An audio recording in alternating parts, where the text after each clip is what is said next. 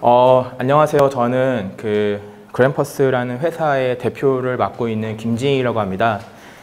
오늘 소중한 시간 쪼개셔가지고 오셨는데 좀 도움이 됐으면 좋겠고요.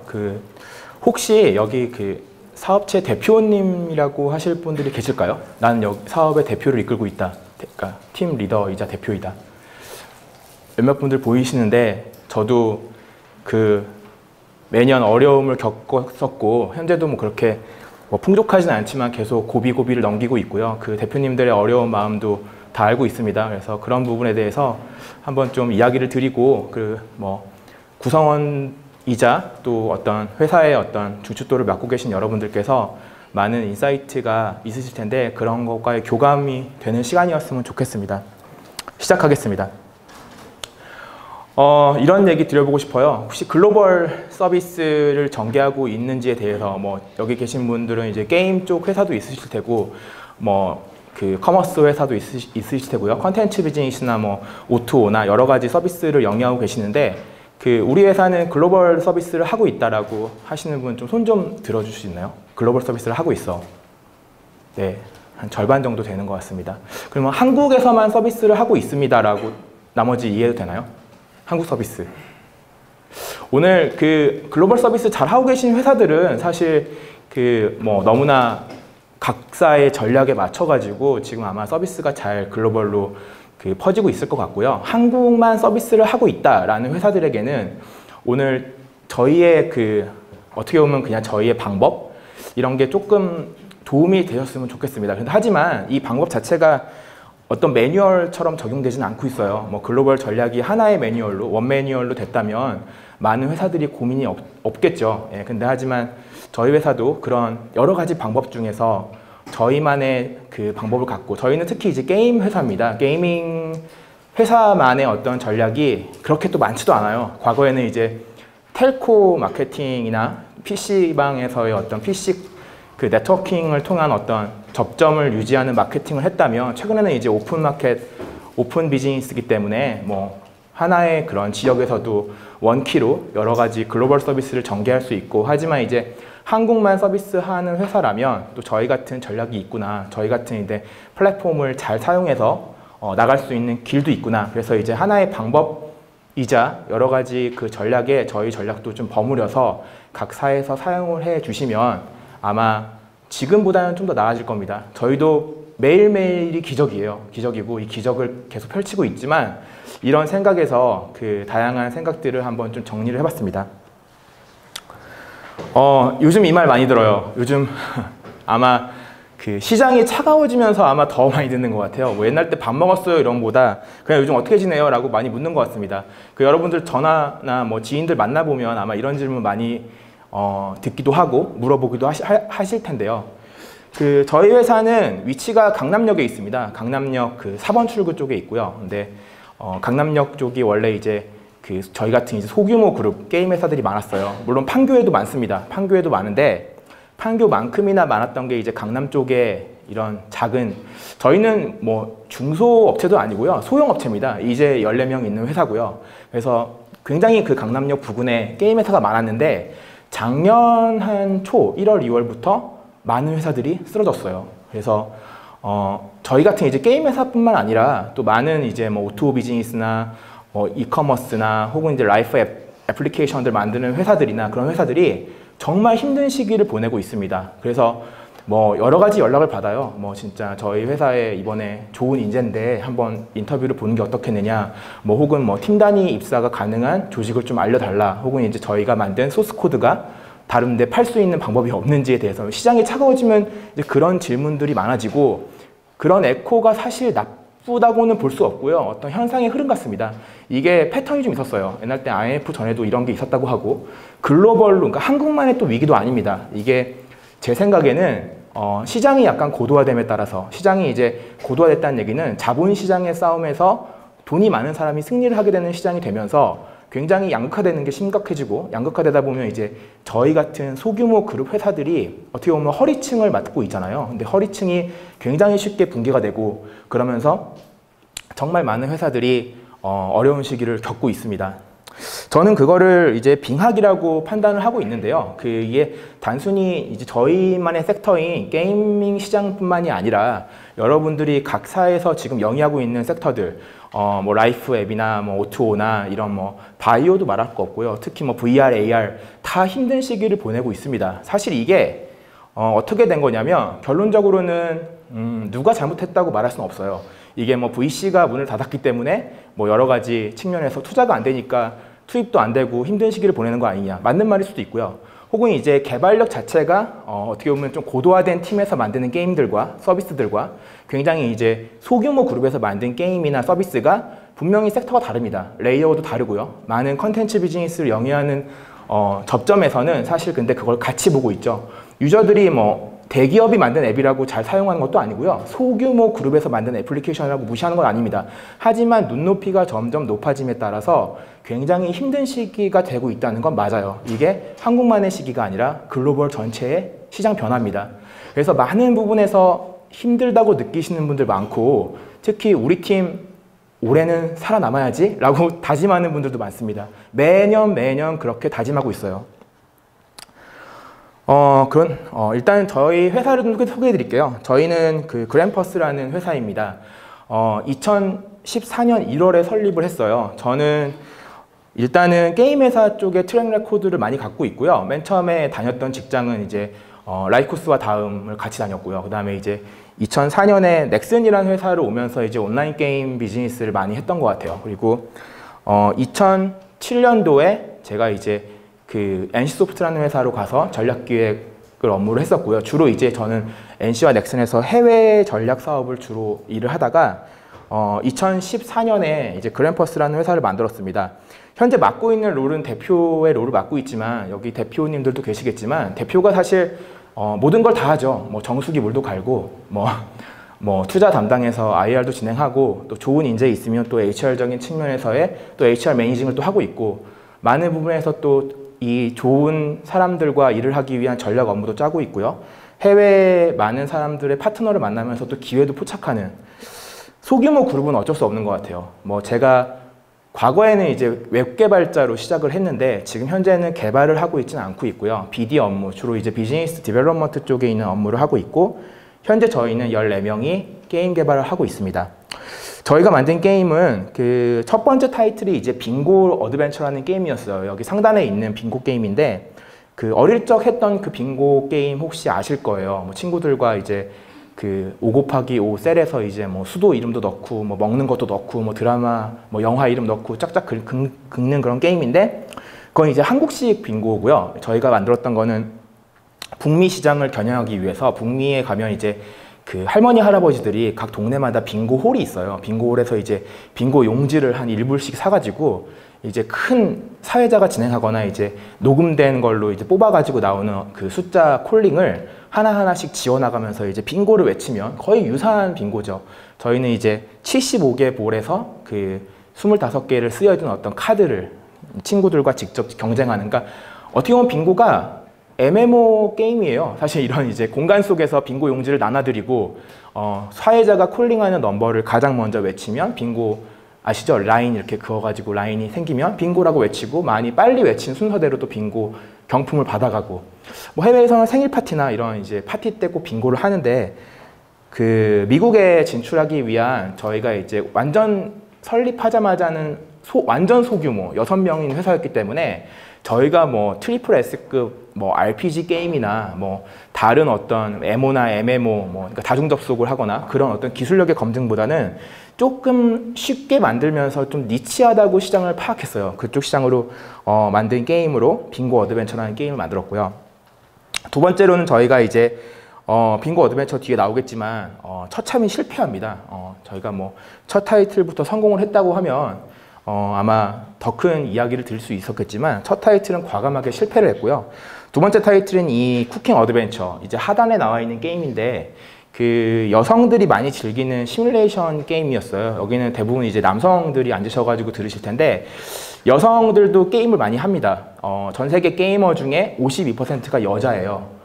놀랍지 않습니까? 여성도 게임을 많이 하고 있고, 과거에는 사실 뭐 캐주얼 게임들, 뭐 퍼즐 게임이나 이런 뭐 간단한 그런 미니게임만 즐겼다면 요즘에는 전 장르로 확대가 됐습니다. 뭐 최근에 들은 얘기, 제가 최근에 들은 얘기는 배틀그라운드 게임 혹시 하시는 분 있으신가요?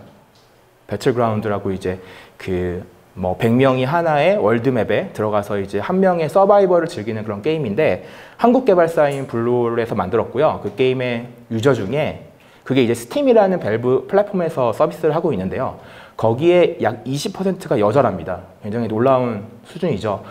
그런 이제 약간 좀 뭐라 그럴까요? 좀 격한 게임들, 즉 이제 고도화된 게임들도 여성이 많이 하고 있고요. 여성 게이머가 굉장히 돈도 많이 쓰고 있습니다. 남성 게이머들도 돈을 많이 쓰는 건 명확한 사실인데 여성 게이머들도 굉장히 돈을 많이 쓰고 있는 웨일 계층이었어요. 그래서 저희가 이제 두 번째로는 쿠킹 어드벤처라는 게임을 만들었고 이 게임을 작년 7월에 정식 서비스를 올려놓고 약 8개월 동안 서비스를 하다가 이제 한국의 몇몇 퍼블리셔가 연락이 왔습니다. 저희한테 같이 한번 해보자고.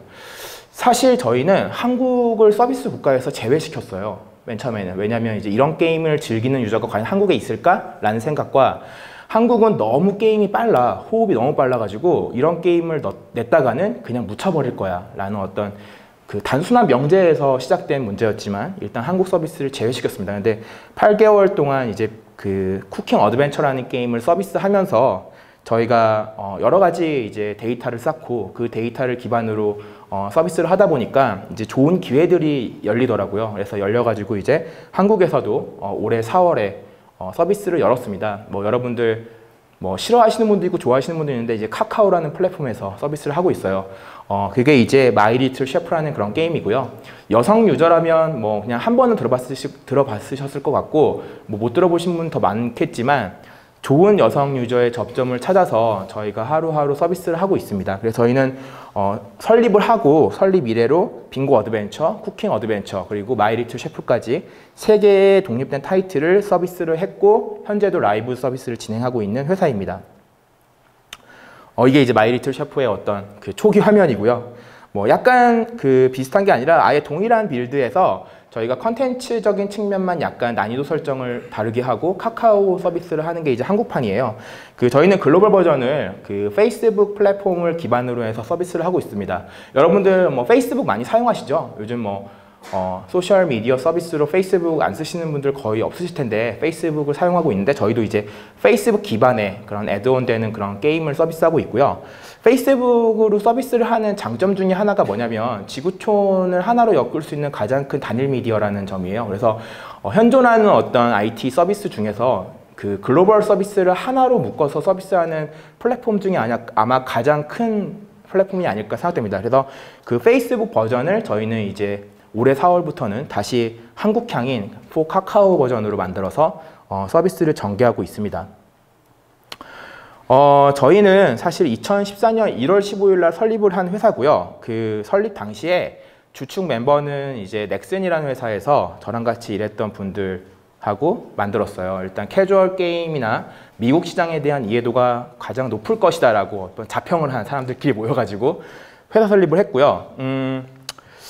처음 1년은 즐겁습니다. 회사 설립하고 1년은 정말 즐거웠던 것 같아요. 그냥 돈 조금씩 모아가지고 만든 걸로 계속 소비하면서 우리는 잘 될 거야라는 막연한 확신이 있고 그걸 이제 하루하루씩 펼쳐가면서 즐기면서 살죠. 사실 근데 이 1년이라는 시간이 굉장히 빨리 갑니다. 사실 뭐 여러분들 사업하시는 분들 아시겠지만 그렇게 뭐 이렇게 천천히 오진 않아요. 모든 게 즐기면서 할 수만은 없고 사실 이제 저희는 게임 회사니까 재미있는 게임을 내야겠죠. 사실 게임이 재미가 없으면 게임이 아니라는 말도 있는데 사실 그게 일부는 맞는 말이고요. 재미가 없어도 게임일 수 있습니다. 뭐 여러분들은 싫어하는 사람도 있지만 어떤 게임이 또 존재할 수 있고요. 하지만 저희는 이제 갈등을 계속 유발시키면서 경쟁을 할 수 있는 그런 게 이제 게임이라 보는데 그 게임의 어떤 중심에서 저희가 만드는 그 빙고 게임이 북미 시장을 뚫을 수 있을 것이야 라는 어떤 확신을 갖고 출발을 했고 한 8개월 정도 개발을 했던 것 같아요. 그 개발을 해서 나온 게임이 바로 이제 이 빙고 어드벤처라는 게임이었어요.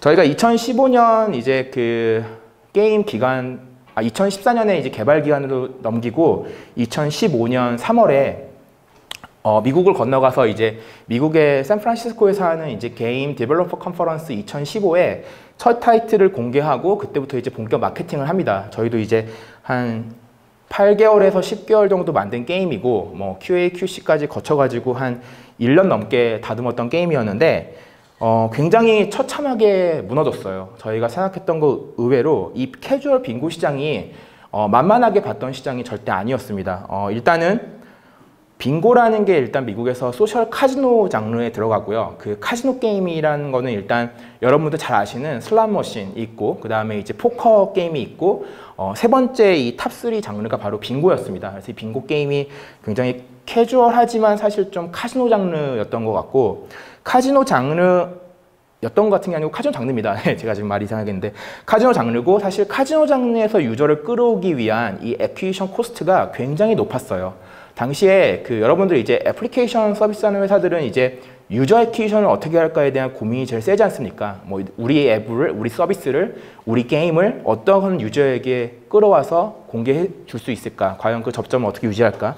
근데 소셜 카지노도 굉장히 높았지만 한 명 애퀴지션 하는데 드는 비용이 북미 기준으로 한 10불이 넘어갔습니다. 넘어갔는데 그 중에서 소셜 카지노에 돈 쓰는 사람들을 끌어오려면 한 30불 이상 들어가더라고요. 한 명 끌어오는데.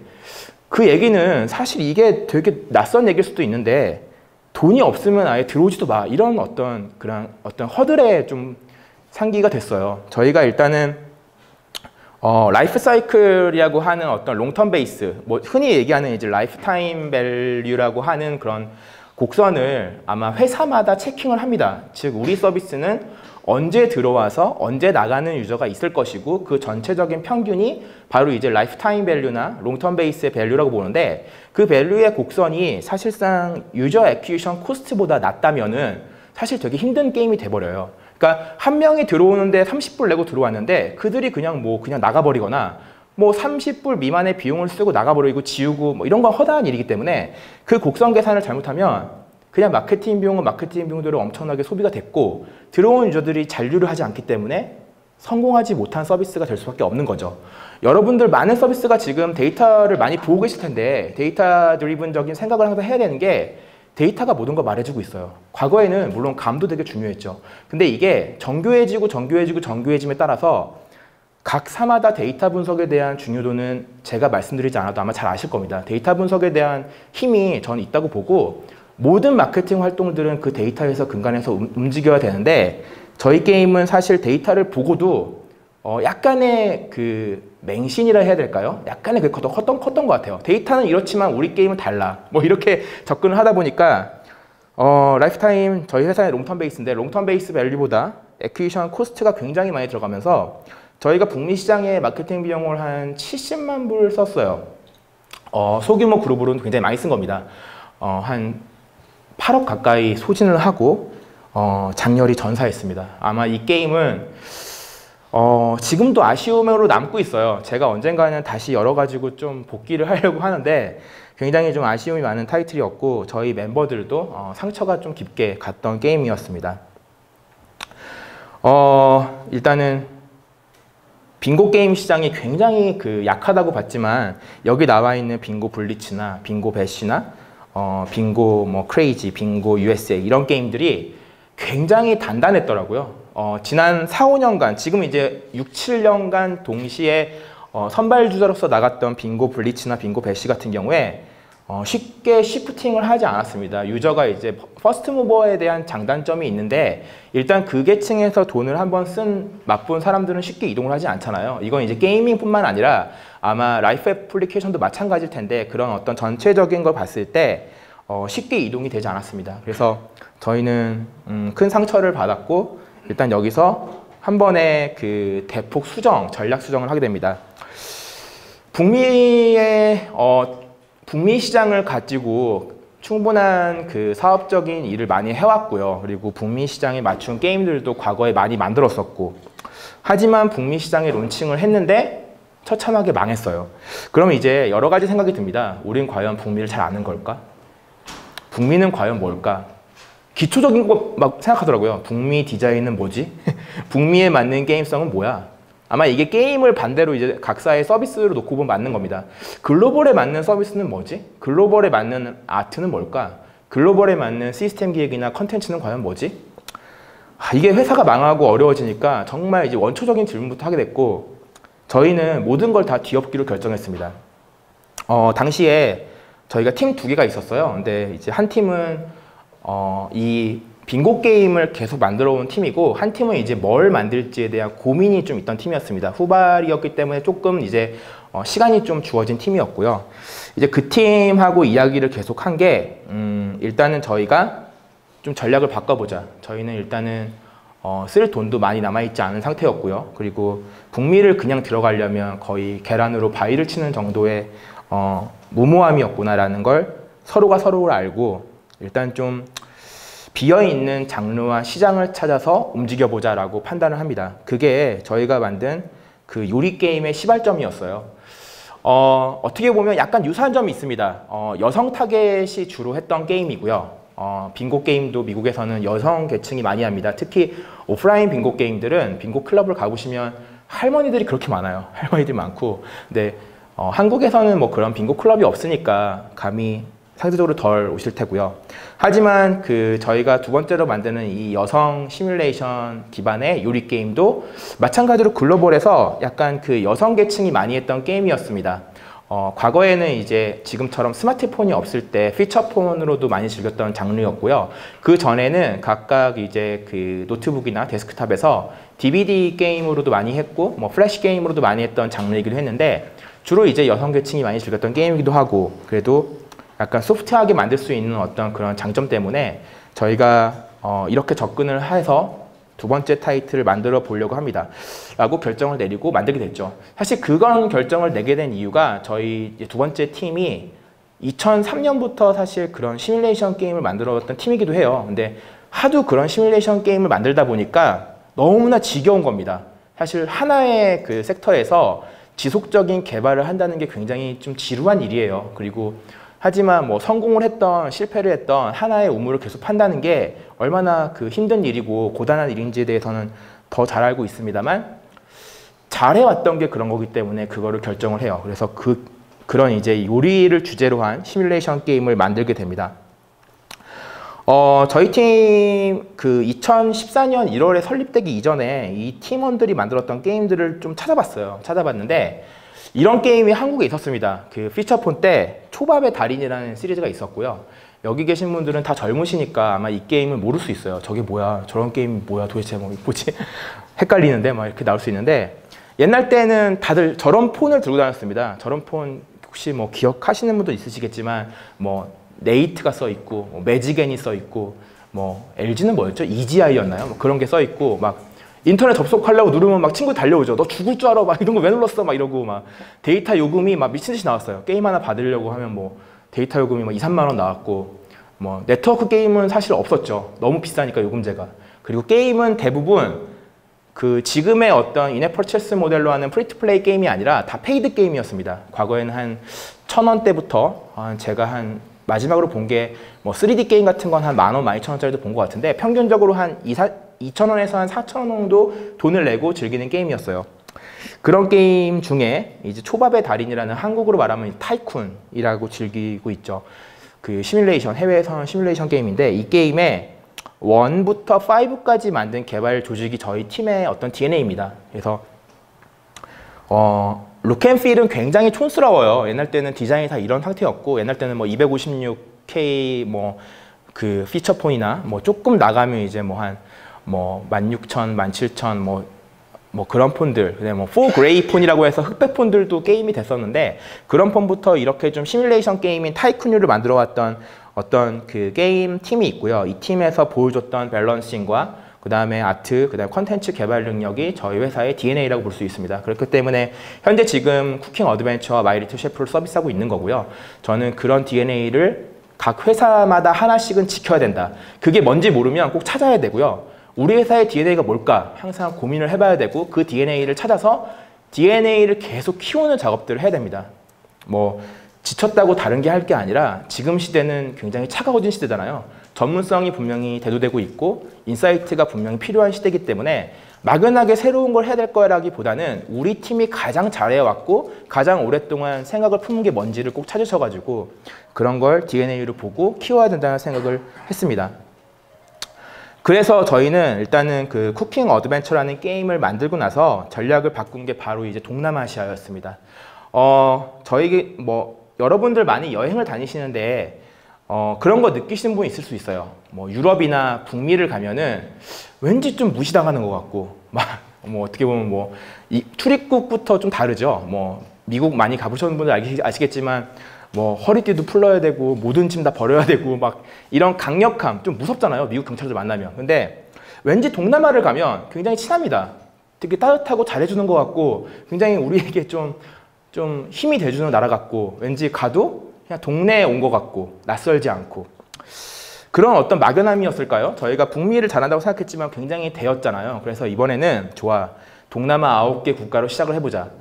왠지 이쪽 친구들은 우리 게임을 좀 좋게 봐줄 수 있을 것 같아 라고 시작을 해서 일단 동남아 9개 국가 뭐 인도네시아, 말레이시아, 뭐 베트남, 뭐 태국 이렇게 열고 그 다음에 저희가 이제 그 약간 아시아로 가요. 뭐 홍콩, 그다음에 싱가포르, 대만 굉장히 좋은 국가들입니다. 특히 이제 게이밍 서비스나 라이프 애플리케이션 서비스하는 나라들 중에서 아시아권에서 일본 시장 다음으로 굉장히 좀 안정적으로 돈을 쓰는 나라들이 바로 이제 홍콩, 싱가포르, 대만인데 이쪽으로 저희가 열고 그 다음에 이제 저희가 일본을 열고 뭐 중국은 아시겠지만 뭐 서비스를 쉽게 할 수 있는 나라는 아니었기 때문에 중국은 제외하고 특히 이제 아시아 지역에 선 론칭을 한 다음에 저희가 타 지역 뭐 그 다음에 이제 뭐 호주로 가던 남미로 가던 뭐 북미로 가던 유럽으로 가던 가보자.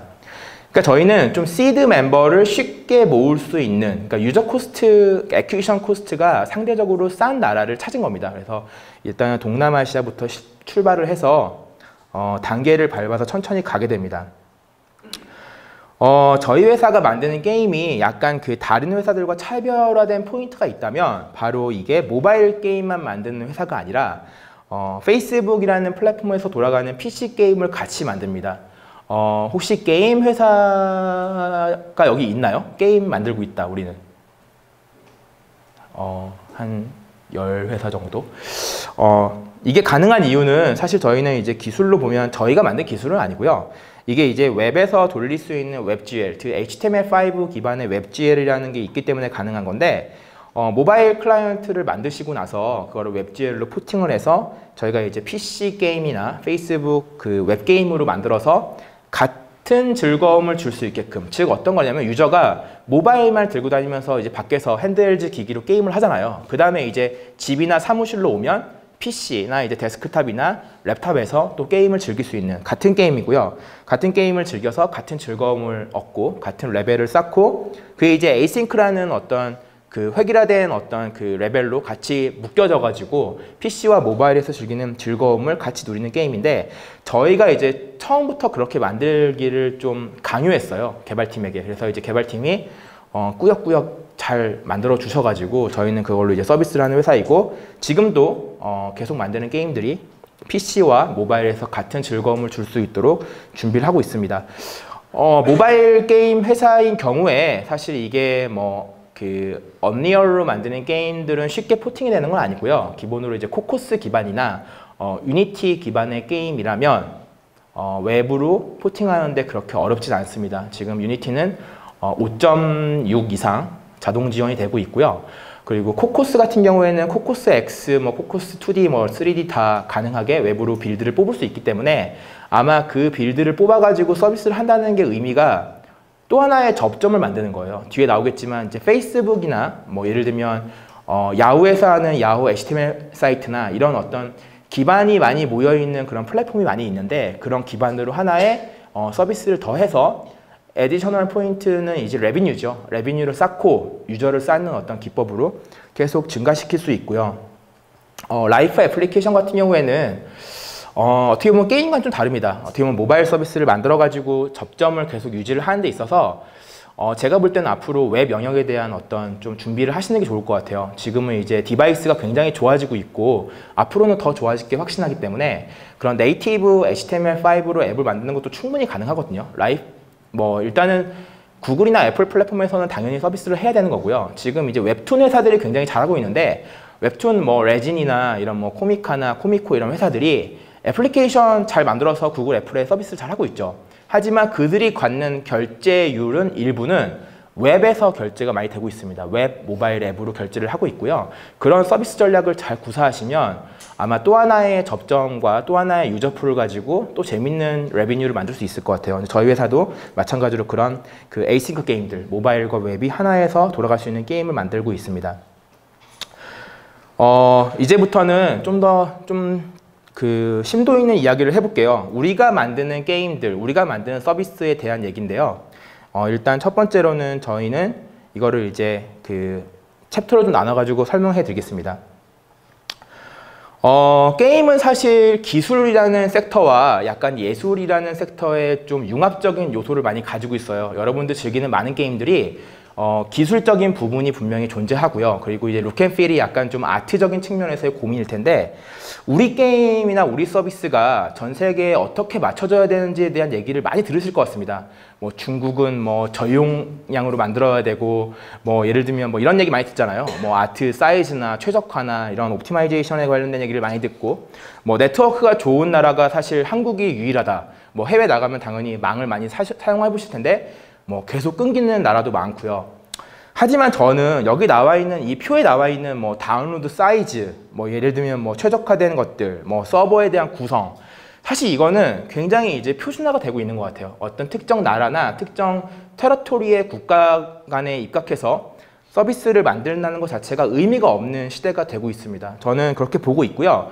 현재 이제 뭐 그 애플 폰 사용하시면 아시겠지만 iOS 11이 올라가면서 이제 초기에 네트워크로 다운로드 받는 용량이 계속 올라가고 있잖아요. 뭐 100메가에서 150메가로 올라가고 있고, 뭐 구글도 사실 조만간 이제 올릴 텐데, 그렇기 때문에 이제 사이즈에 관련된 문제가 물론 있는데, 어떻게 보면 성공한 게임이 물론 저용량이냐? 그것도 아니고요. 실패한 게임이 물론 고용량이냐? 이것도 아니에요. 문제는 컨텐츠를 어떻게 만들어서 어떤 접점에 뿌릴까가 제일 중요한 부분이지, 사이즈에 대한 고민이나 뭔가 이제 뭐 백엔드 단에 있는 고민들, 뭐 예를 들면 뭐 애플리케이션이 해치가 되지 않도록 하는 실드 서비스가 있어요. 많죠. 근데 과연 이걸 써야 되느냐? 기본적으로 제가 볼 때는 구글과 애플에서도 굉장히 좋은 보안으로 솔루션으로 여러분들 애플리케이션을 지켜주려고 애쓰고 있고요. 물론 그게 이제 여러 가지로 퍼지는 경우도 있는데, 그런 고민을 하실 시간에 조금 더 컨텐츠적인 시간에 대한 할애를 더 많이 했으면 좋겠다는 생각을 합니다. 그래서 기술적인 진보는 앞으로 당연히 될 것이고, 사이즈나 어떤 보안이나 이런 서버에 대한 문제에 대해서는 조금 더 플랫폼에 더 입각해서 생각을 했으면 좋겠어요. 그래서 여러분들이 만드는 컨텐츠가 어떤 나라에 들어가는데 어떤 사이즈여야 된다, 어떤 용량이어야 된다, 이런 얘기보다는 좀 더 컨텐츠적인 비즈니스나 시스템적인 기획적인 비즈니스에 대한 영역에 대해서 항상 고민을 해봤으면 좋겠다는 게 제 생각이었고요.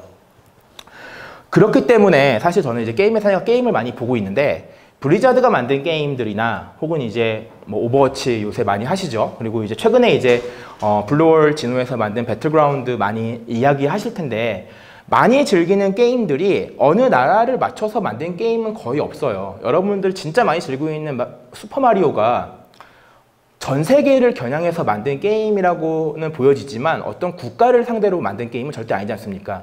캐릭터도 그렇고요. 뭐 점프 게임이긴 하지만 그 점프가 뭐 일본을 위해서 만든 게임도 아니고요.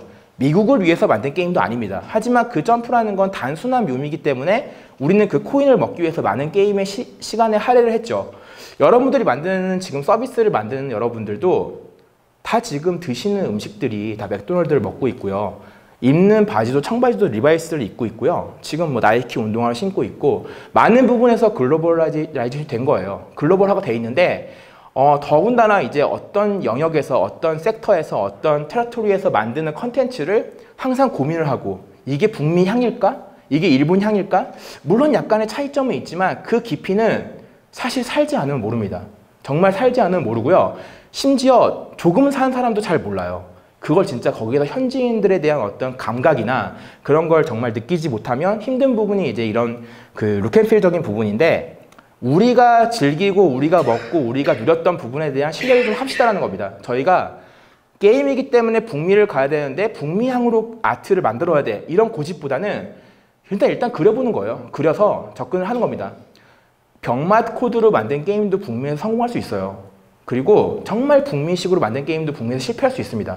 그 이유가 뭐냐면 빨리빨리 접근을 해가지고 감각을 찾아야 돼요. 정말 이걸 서비스 했는데 유저가 이거 너무 낯설어. 그러면 또 다른 거 그려서 또 올릴 수 있는 거고요. 그러니까 그만큼 소규모 그룹 회사들은 스피드에 입각해서 일을 하고 거기서 이제 유저의 피드백을 잘 적용시키면 지금까지는 달랐던 결과물을 얻을 수 있을 것 같아요. 왜냐하면 우리는 하나의 나라에 맞춰서 서비스를 하는 게 아니라 여러 가지 생각들을 가지고 복합적으로 담다 보니 그렇습니다. 서비스 애플리케이션을 보면은 유저 인터페이스가 일본향 인터페이스가 있을까요?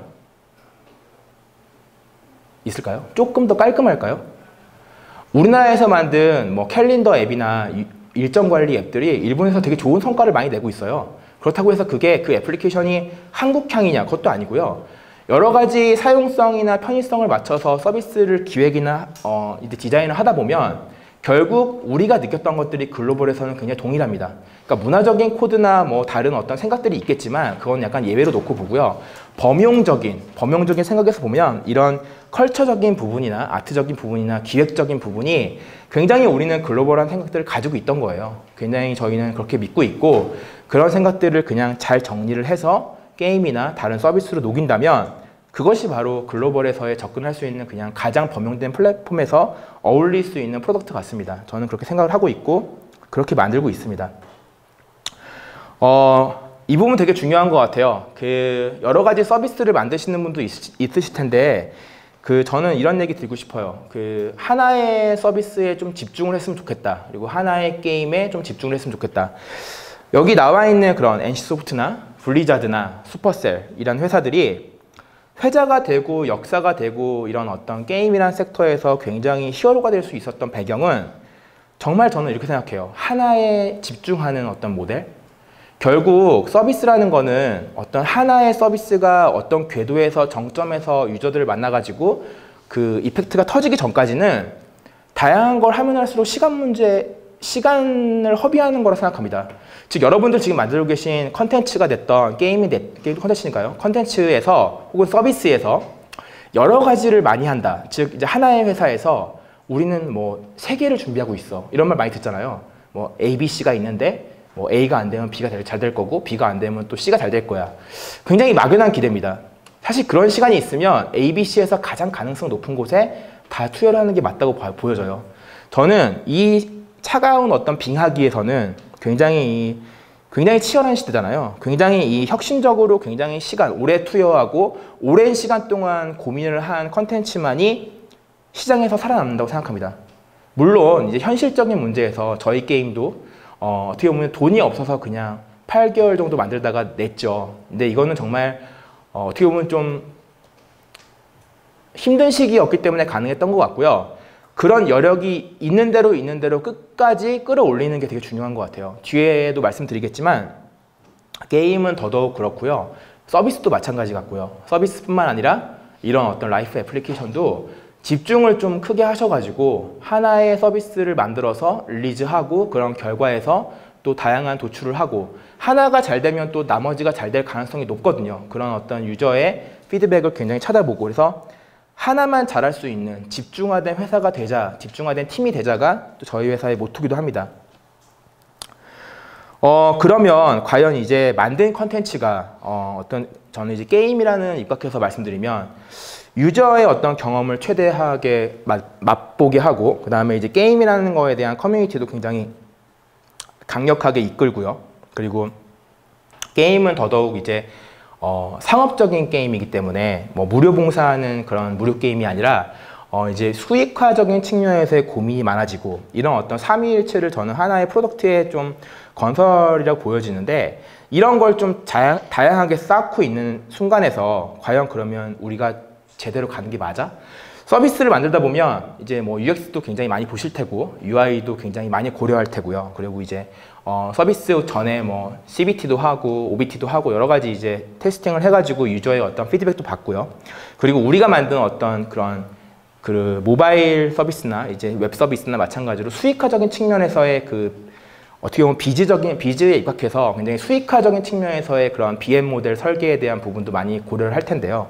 사실 이거에 대한 거는 각 회사가 어떻게 보면 노하우를 알고 있는 겁니다. 이거에 대한 노하우를 누군가는 알려주진 않아요. 하지만 가장 그 팀이 잘 알고 있는 것들이 바로 이 사람들의 어떤 구성력이고 그걸 잘 만들어야지만 사실 전체적으로 나갈 수 있는 어떤 길이 열리기 때문에 이거에 대한 생각에 대해서는 어떻게 보면 누군가의 어떤 디파이된 정의보다는 각사에 맞는 어떤 전략에 맞춰서 만드는 것들이 바로 이제 세상에 알렸을 때 가장 큰 무게가 되지 않나라는 생각이고요. 그래서 이런 걸 만들다 보면 여러 가지 위기가 있습니다. 어떤 위기가 있냐면 마켓에서는 말이죠. 하루에 수천 개, 수만 가지의 서비스가 나옵니다. 게임도 마찬가지고 서비스도 마찬가지고요. 아마 만드시는 지금 서비스가 우리만의 것이다 라고 생각하면 빨리빨리 기술방어 특허를 걸어두시는 게 좋아요. 그건 이제 기술방어 특허를 걸어도 문제가 아주 커지지만 매일매일 카피가 나와요. 서비스 카피도 나오고 게임 카피도 나오고 여러 가지 이제 문제점이 있죠. 두 번째로는 세상이 너무 빠르게 움직입니다. 우리가 정말 그 시장 조사를 잘해가지고 지금 준비해서 1년 뒤에 내자 했는데 1년 뒤에 세상이 완전 달라 있을 수 있어요. 뭐 이런 경우 많죠. 뭐 예를 들면 우리가 그 준비를 잘해가지고 뭐 그 좋은 승용차를 서로 공유하고 뭐 이런 서비스 만들었어요. 근데 1년 뒤에 갑자기 막 우버가 나오고 뭐 이러면 얼마나 당황스럽겠습니까? 근데 이게 바로 생태계예요. 생태계에서는 분명히 이런 그 습성이 좀 있는데 우리만의 것들은 정말 없는 것 같아요. 그리고 카피와 환경의 변화가 정말 쳇바퀴가 정말 토할 정도로 빠르게 돕니다. 그 글로벌 서비스 준비하시는 분들 아시겠지만 우리 서비스가 우리만의 것이야 라고 생각하면 절대 오판인 것 같아요. 언제 어디서나 나올 수도 있는 부분이 있고요. 그런 부분에서는 굉장히 신중하게 엣지를 찾는 게 중요한 것 같아요. 우리가 비슷한 서비스지만 우리만의 엣지가 있는 서비스고 그렇기 때문에 카피나 시장 환경의 속도와는 상관없이 우리는 이 엣지를 살려갈 수 있어. 이런 걸 찾는 게 중요한 것 같고요. 최근에 진짜 좀 게임 회사에서 느낀 건데 뭐 게임 회사가 한 10군데 계시니까 많이 느끼실 겁니다. 차트에 나와 있는 게임들이 사실상 대부분 다 IP 게임들이 많아요. 여러분들 이제 그로스 차트 많이 보실 텐데요. 그 IP라고 하면 이제 지적재산권에 관련된 문제죠. 과거에 이제 인기 있었던 게임이나 영화나 애니메이션이나 뭐 이런 것들에 대한 캐릭터나 하는 것들이 게임화돼서 그 이제 거대 자본력과 만나가지고 혹은 이제 게임성을 잘 만드는 회사와 만나가지고 트리플 A급 퀄리티의 게임을 보유하고 출시하게 됩니다. 그러다 보면 되게 허탈해요. 우리랑 같은 엔진이고 같은 방식인데 쟤네는 룩앤필이 달라서 잘 팔리네. 맞습니다. 맞고요. 결론적으로는 뭐냐면 IP를 쓴다는 의미가 사실 두 가지인데요. 하나는 유저 애퀴지션 코스트를 절감할 수 있죠. 왜냐하면 아무것도 모르는 서비스를 그냥 출시하면 당연히 그게 다 생돈입니다. 그 서비스를 사용하는 사람들을 모으기 위해서 굉장히 큰 비용을 지출해야 되는데 IP를 쓴다는 건 그게 이제 상쇄할 수 있는 부분이고요. 두 번째는 그 IP에 대한 팬층이죠. 그 팬층이 우리 서비스를 호흡할 수 있어. 약간 두 가지 측면인데 그렇기 때문에 이제 최근에 IP가 굉장히 중요하다고 생각되는데 이 카피에 대한 그 위험성과 시장 환경에 대한 굉장히 재빠름, 그 다음에 이제 이 트리플 A급 게임이 IP와 만났을 때 우리만의 허탈한 점이 분명히 존재합니다. 근데 이거를 분명히 이겨야 되는 니치 포인트, 즉 회사의 엣지를 살려야 된다는 겁니다. 그래서 만드시는 서비스나 만드시는 컨텐츠나 만드시는 게임들이 분명히 이 엣지가 있을 거예요. 이 엣지를 찾아보시고 없으면 찾아야 되고요. 그 엣지를 찾아서 최대한 많이 숨기고 있다가 출시할 때 정말 공개를 해야 됩니다. 그래야지만 소규모 그룹 회사에서 글로벌로 갈 수 있는 어떤 방법을 찾을 수 있을 것 같아요. 이런 걸 만들어도 사실상 그 버틸 수 있는 어떤 기회나 돈이 굉장히 중요한 것 같아요. 일단은 서비스 만드시면서 자본력 때문에 그냥 무너지는 팀 많이 봤습니다. 어떻게 보면 좀 생각을 많이 해야 되는 거고요. 우리가 만약에 1년 정도를 개발해가지고 출시할 거야 라는 생각이 있으셨다면 자본력은 한 1년 반 정도를 준비하시는 게 좋아요. 어떻게 보면 약간의 대비책인데요. 그거를 이제 생각하지 않고 있다가 이거는 투자를 받은 회사들도 그렇고요. 투자를 받지 않은 회사도 마찬가지입니다. 투자를 받았다고 해서 뭐 10억, 20억을 받았다고 해서 그 돈이 생각보다 천천히 소진되는 건 없어요. 받으면 받은 만큼 경영진들도 굉장히 욕심이 커짐에 따라서 인력을 더 스케일을 크게 잡고요. 결론적으로는 필요한 기간보다는 조금 더 버틸 수 있는 자금력을 쌓는 게 중요한데 이거는 여러 가지 방법이 있습니다. 뭐 투자를 받으면 가장 아름답겠고요. 뭐 자기 자본으로 출자 가능하면 더 아름답겠죠. 하지만 있는 사람들과 좀 상의를 하셔가지고 여러분들이 좀 스케일을 좀 다운시키는 게 좋습니다. 일단은 개발을 최대한 끌어올리려면 버텨야 되는 건 맞고요. 그 개발을 할 수 있는 시간을 최대한 빼주는 게 좋은데 그런 시간이 없어가지고 글로벌 컨텐츠를 못 만들고 결국 서비스를 못하는 팀들도 저는 많이 봤기 때문에 결론적으로는 게임을 잘 만들고 컨텐츠를 잘 만들고 시스템을 잘 구축을 해도 어떤 이런 단순 파이낸스적인 측면에서의 팀이 많이 붕괴되는 것도 많이 봐왔기 때문에 그런 점도 좀 염두를 하셔가지고 서비스를 전개하는 게 좋고요. 이거 말고도 많아요. 여기 적혀 있는 게 있는데 뭐 서로 간의 신뢰가 깨졌네, 뭐 팀원이 이탈을 했네, 뭐 투자가 결렬되기도 하죠. 그리고 뭐 사건 사고 끊이지 않습니다. 개발팀과 사업팀은 또 왜 이렇게 싸울까요? 뭐 아름다운 팀을 본 적이 없는데 아무튼 그렇게 되고요. 뭐 갑자기 제가 아는 회사는 갑자기 불이 나요. 누구는 대박이라 하지만 굉장히 큰 손실입니다. 그리고 뭐 직원 간에 또 사귀다가 헤어지고 뭐 이런 경우 허다하죠. 이런 어떤 그 제반 문제점들이 글로벌을 많이 막고 있어요. 우리가 잘 나가려고 잘 준비를 하더라도 사실 우리가 정말 컨텐츠를 유저 익스피리언스와 뭐 커뮤니티에 입각해서 혹은 이제 모네타이제이션을 잘 해가지고 BM 구조를 짰다고 하지만 결론적으로 이런 큰 문제점이 도사리고 있습니다. 이런 것들은 대표가 해결할 수 있는 부분도 아니에요. 대표는 사실 그 회사의 그 팀의 대표적인 사람이고요. 이런 문제점은 정말 개개인이 잡고 있는데 이런 것들에 대한 부분에서 좀 어떻게 보면 어려운 문제죠. 이게 대한 답은 없고요. 하지만 해결을 하지 않으면 풀 수 없습니다. 근데 이제 이런 부분에서 팀워크나 여러 가지 부분에서의 그 생각들을 잘 하시면 아마 슬기롭게 헤쳐나갈 수 있을 것 같아요. 이런 것들에 대한 부분은 고비라고 보여지고요. 매 파도가 옵니다. 이거 파도를 잘 타시고 준비를 잘 한다면 이제 컨텐츠를 만들 수 있는 길이 열리겠죠. 저희는 이제 게임입니다. 게임이고 팀 멤버들이 이런 고민을 했어요. 이런 고민들을 이제 다 겪으면서 기억에 남는 게임 하나를 만들어 보자. 이 게임 지우시고요. 서비스가 붙어도 마찬가지입니다. 기억에 남는 서비스를 하나 만들어 보는 겁니다. 사실 기억에 남는 서비스를 만들고 기억에 남는 게임을 만든다는 거는 큰 부를 가져올 가능성이 많아요. 그래서 일단은 기억에 남는 서비스를 만들고 기억에 남는 게임을 만들어 보자라고 해서 저희는 출발을 했고요. 이게 되게 중요한 것 같아요. 평생 하나만 한다는 생각으로. 개발팀에게 혹은 기획팀에게 혹은 아트팀에게 이런 얘기하면 되게 좀 낯설어 하더라고요. 우리 평생 이것만 해요? 근데 저는 이렇게 얘기했어요. 이거에 대해서 성공할 때까지는 다른 거 못합니다 라고 얘기를 했고요. 그 이유는 사실 앞서 말씀드린 데 똑같습니다. 하나도 제대로 못 키웠는데 그 다음에 연타석을 날릴, 홈런을 날릴 그 이유가 없어요. 사실 그거는 진짜 기적이고요. 기적이 발휘될 수 있죠. 근데 이제 기적이 발휘되는 시대는 이미 지나간 것 같아요. 이런 어떤 험불한 환경 속에서는 정말 하나의 DNA를 갖고 하나의 노하우로 하나의 그 디파인되는 프로덕트를 굉장히 오랜 시간 동안 고민하는 것만큼이나 답이 없는 것 같습니다. 그래서 기억에 남는 게임 만들어보고 두 번째로는 평생 하나만 한다는 생각으로 저희 두 번째 타이틀을 만들었어요. 이게 이제 왼쪽에 있는 게 사실 한국 마켓입니다. 한국 마켓 잘 안 보이실 텐데 굉장히 그 여러 가지 게임이 있지만 상위 마켓에 있는 게임들은 좀 고도화된 게임들이 많아요. 여러분들 즐기는 게임 중에 굉장히 그 IP 중심적인 게임도 많고요. 리니지라는 타이틀도 보이고 뭐 여러 가지 IP 게임들이 있는데 굉장히 좀 하이엔드급 게임들이 상위 타이틀을 차지하고 있고요.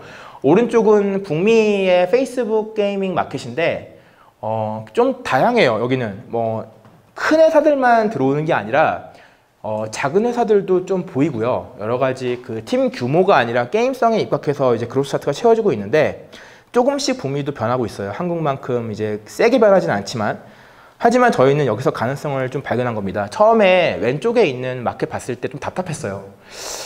RPG 게임만 이렇게 많은 시대에서 우리가 살아남을 수 있을까? 하지만 북미 쪽에서는 좀 다르더라고요. 북미는 30%가 소셜 카지노고요. 31%가 미드코어, 그리고 31%가 캐주얼인 게임 시장이었어요. 어떻게 보면 한국보다는 조금 더 열려있죠. 열려있고 한국은 어떻게 되냐면 약 70%가 RPG, 그 다음에 뭐 10%가 캐주얼, 뭐 10%가 기타 장르인데 어떻게 보면 좀 전략적인 측면에서 우리 게임을 좋아할 유저들도 시장도 훨씬 크고요. 이 시장에 접근해서 가는 쪽이 조금 더 맞을 것 같아. 이런 말 있잖아요. 한국에서 뭐 한 100위 하면은 뭐 여러분들 이제 많이 들으실 텐데 안드로이드 기준으로 한 100위 정도 하면은 한 달 매출이 한 4억에서 5억 나옵니다. 뭐 덜 나올 수도 있고 더 나올 수도 있는데 한 그 정도 잡히고요. 근데 일본 시장에서 한 100위 정도 하면요. 그거에 한 7배가 나와요. 그리고 북미 시장에서 그 정도 하면은 한 10배 정도가 나오는 것 같아요. 마켓에서. 근데 저는 좀 다르게 보고 있어요. 그래서 일단 한국에서 서비스 한다는 것 자체가 물론 이제 우리가 정말 RPG를 잘 만드는 트리플 S급 타이틀을 만드는 팀이야 라고 하면 한국에서 출발한 게 맞습니다. 한국에서 검증을 받고 글로벌로 가는 게 맞고요. 하지만 소규모 그룹이 컨텐츠나 시스템적인 측면에서 굉장히 약할 수밖에 없는 건 당연하고요. 그럴 때는 글로벌 시장에 우리 게임을 찾는 유저가 있을 거라는 어떤 생각을 갖고 움직이시는 게 좋을 것 같아요. 저희는 그렇게 움직였습니다. 그렇게 움직여서 저희가 일단은 이제 미국을 가는 게 목표였고요. 미국은 목표입니다. 목표를 찾아서 움직였죠. 그래서 일단은 앞서 말씀드린 대로 우리의 전략은 양쪽 게임 만드는 전략이죠. 이제 플랫폼적인 측면에서 웹하고 모바일, 즉 유니티라는 엔진을 써서 모바일을 만들었고요. 그리고 웹GL이라는 엔진을 써서 웹 영역을 만들었습니다. 이 웹과 모바일을 한꺼번에 다 서비스를 하면 그런 말이 있어요. 플랫폼 확장은 2배지만 매출 확장은 약 2.7배가 일어나고요. 그러니까 즉 무슨 말이냐면 플랫폼 하나 열어가지고 그 개수보다 매출에 상대적으로 올라가는 속도가 더 큽니다. 이건 이제 게임뿐만이 아니라 서비스도 마찬가지예요. 서비스도 모바일 애플리케이션만 서비스하는 것보다 모바일 웹을 여는 게 좀 더 다양한 유저를 접근시킬 수 있고, 모바일 웹은 생각보다 이제 플랫폼 수수료가 없잖아요. 빌링 관련된 이제 부분만 해결이 되면은 모바일에서 충분히 결제가 되기 때문에 구글이나 애플에 떼야 되는 어떤 플랫폼 수수료가 절감되는 효과가 있고요. 근데 그런 걸 잘 사용하시면 결국 이게 이제 엔스크린 전략이기도 한데, 여러 가지 플랫폼에서의 우리 컨텐츠를 알릴 수 있는 접점을 확대하는 거, 저희는 그렇게 보고 있습니다. 그 중에서 저희가 찾은 플랫폼은 이제 페이스북이라는 플랫폼이었어요. 페이스북 기반으로 게임 만들자. 즉 이게 어떤 의미냐면 구글하고 애플은 사실상 지금 굉장히 견고합니다. 구글 차트나 애플 이제 최근에 iOS 11 업데이트 하신 분들 아시겠지만 거의 마켓을 딱 열면 나오는 게임들이 굉장히 잘 만들어진 게임들이에요. 그리고 굉장히 그 자본이 굉장히 탄탄한 회사들만 일단 올라가는 게 일단 상례고요. 물론 이제 그 다른 어떤 케이스도 있죠. 하지만 이제 페이스북이라는 플랫폼이 좋았던 이유는 단일 플랫폼으로 굉장히 지구촌을 하나로 묶을 수 있는 그런 플랫폼이라는 것과 게임이 상대적으로 약했어요. 페이스북. 그래서 초기에 접근을 했을 때 플랫폼에서 지원받을 수 있는 것들이 많았습니다. 그래서 저희는 그걸 좀 택한 거였고요. 그래서 페이스북에서 그 만든 게이밍 플랫폼에 대한 소개 동영상 하나 좀 볼게요.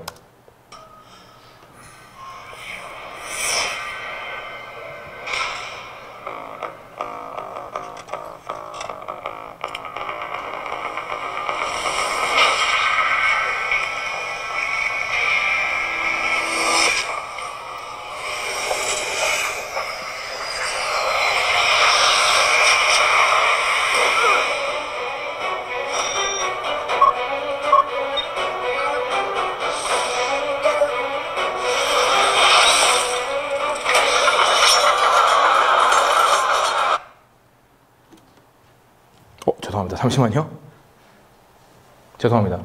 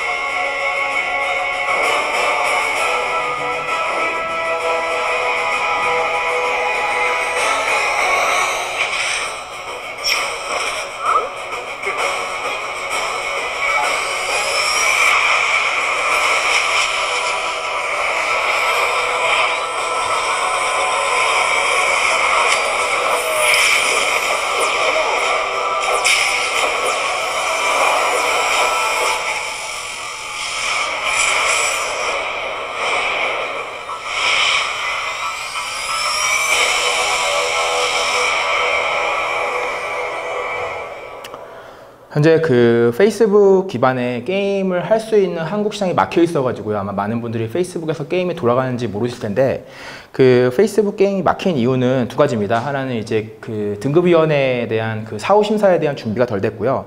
그리고 이제 어떻게 보면 좀 그 편의적인 측면인데, 일단은 페이스북에서 자체적으로 심사를 할 수 있는 그런 기준이 덜 됐기 때문에 한국과 마찰을 일으키지 않기 위해서 닫아버린 건데요. 아마 곧 좋은 소식으로 열릴 수 있을 것 같아요. 그래서 페이스북이라는 플랫폼에서도 게임이 돌아가고 있고 워킹이 되고 있고 굉장히 유저가 많습니다. 뒤에 이제 제가 설명을 드리겠지만 이 게임 플랫폼을 택할 수밖에 없었던 이유에 대해서 말씀을 드릴게요. 저희가 첫 타이틀은 빙고 어드벤처를 만들었죠. 그리고 구글과 애플 버전 그리고 페이스북 버전으로 설명을 드릴게요. 그리고 론칭을 해서 아까도 이제 글로벌 다운로드 50만 정도밖에 안 됐었고 수익화적인 측면에서의 실패를 한 이후에 굉장히 좀 좌절을 했던 타이틀입니다. 이 타이틀에 대한 애착은 굉장히 깊어요. 아마 각 회사에서 서비스 만드시는데 처음 만들었던 서비스 기억나실 거예요. 아마 그거를 뭐 셧다운을 해도 그 서비스에 대한 애증이 좀 남아있는데 저희는 그런 게임이었고 언젠가는 이 게임을 다시 한번 살려볼 생각도 있는데 현재는 집중화되는 시기였기 때문에 이 게임을 꺼내진 않고 있습니다. 근데 최근이 아니라 오늘 이 자리 때문에 옛날 때 만들었던 동영상을 한번 꺼내봤어요.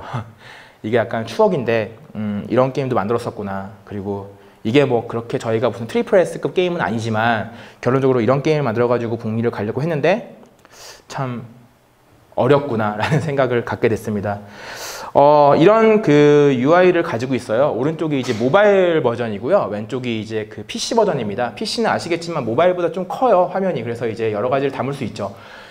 아마 서비스 하시는 분들 마찬가지지만 이 UI에 대해서 굉장히 고민이 많은데 저희는 일단은 좀 비유적인 측면에서의 고민이 제일 컸고요. 이런 걸 만들어 가지고 서비스를 했습니다. 뭐 여러 가지 측면에서 실패를 했지만 그때 만들었던 동영상 하나 같이 볼게요.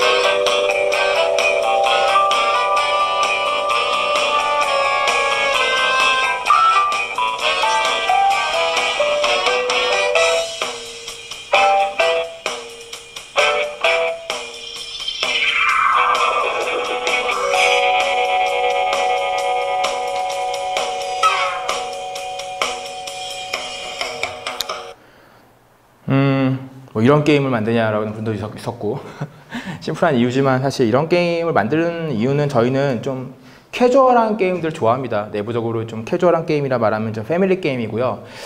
뭐 약간은 이제 폭력적인 게임이라고 볼 수는 없고 일단은 저는 좀 같이 할 수 있는 게임을 찾다 보니까 이런 장르에서 접근을 했던 것 같아요. 계속 말씀드리지만 이 게임으로는 굉장히 큰 벽을 얻었습니다. 벽에 도착했고요. 그 벽에 약간 실감할 수밖에 없었고 저희가 일단 아까 말씀드렸지만 70만 불의 마케팅 비용으로 이런 곡선을 만들었습니다. 이 두 번의 곡선이 뭐냐면 처음에 50만 불 마케팅 비용 쓰고 두 개 20만 불 쏟아부은 거예요. 쏟아붓고 나서 쫙 망하고 또 쏟아붓고 쫙 망하고 데이터 많이 보실 텐데 진짜로 근본적인 개선을 하지 않으면 정말 밑독에 이렇게 돈을 붓는 결과를 낼 수밖에 없는 부분이 있고요. 이런 곡선은 앞으로는 만들지 않으셔야 됩니다. 이런 건 사실 좀 나쁜 곡선이고 계속 차트마다 보시면 이제 조금씩 올라가거나 아니면 J커브를 트는 곡선을 만드시는 게 중요한데 저희는 일단은 DAU, MAU, 뭐 위클리 베이스의 유저가 돈을 부으면 들어왔다가 이렇게 쫙 나가 떨어지는, 즉 리텐션이 굉장히 부족한 게임이었어요. 근데 리텐션에 대한 보완을 저희는 좀 너무 소홀하게 했던 것 같고 지금 게임은 그때 소홀했던 것들을 좀 잘 지켜가면서 보완을 하고 있습니다. 미국 게임이라는 시장에 대해서 말씀드리면 이런 얘기를 하고 싶어요.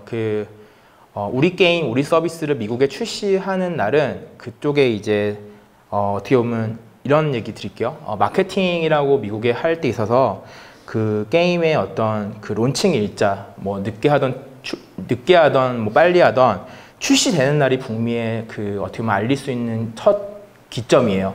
어떤 말이냐면 미국은 땅이 너무 넓어가지고 우리나라처럼 뭐 사전 예약제 물론 하지만 의미 없고요. 어떻게 보면 늦게 출시를 했어요. 만약에 미국에, 한국에 만약에 4월에 했으면 4월 달 한 달 이내에 승부가 납니다. 전체적으로 게임 시장은. 근데 미국은 그렇게 빠르게 승부가 나지 않아요. 결론적으로 마케팅을 시작하는 날이 그 게임의 출시일이에요. 그래서 일단은 뭐 콜로라도에 있는 어떤 A 부부가 게임 발견한 날이 그 게임의 출시일이고요. 뭐 뉴욕에서 어떤 노부부가 우리 게임 발견하면 그 게임이 출시일입니다. 그 정도로 이제 조금 천천히 갈 수 있는 나라라는 게 좀 더 다른 부분이 있고요.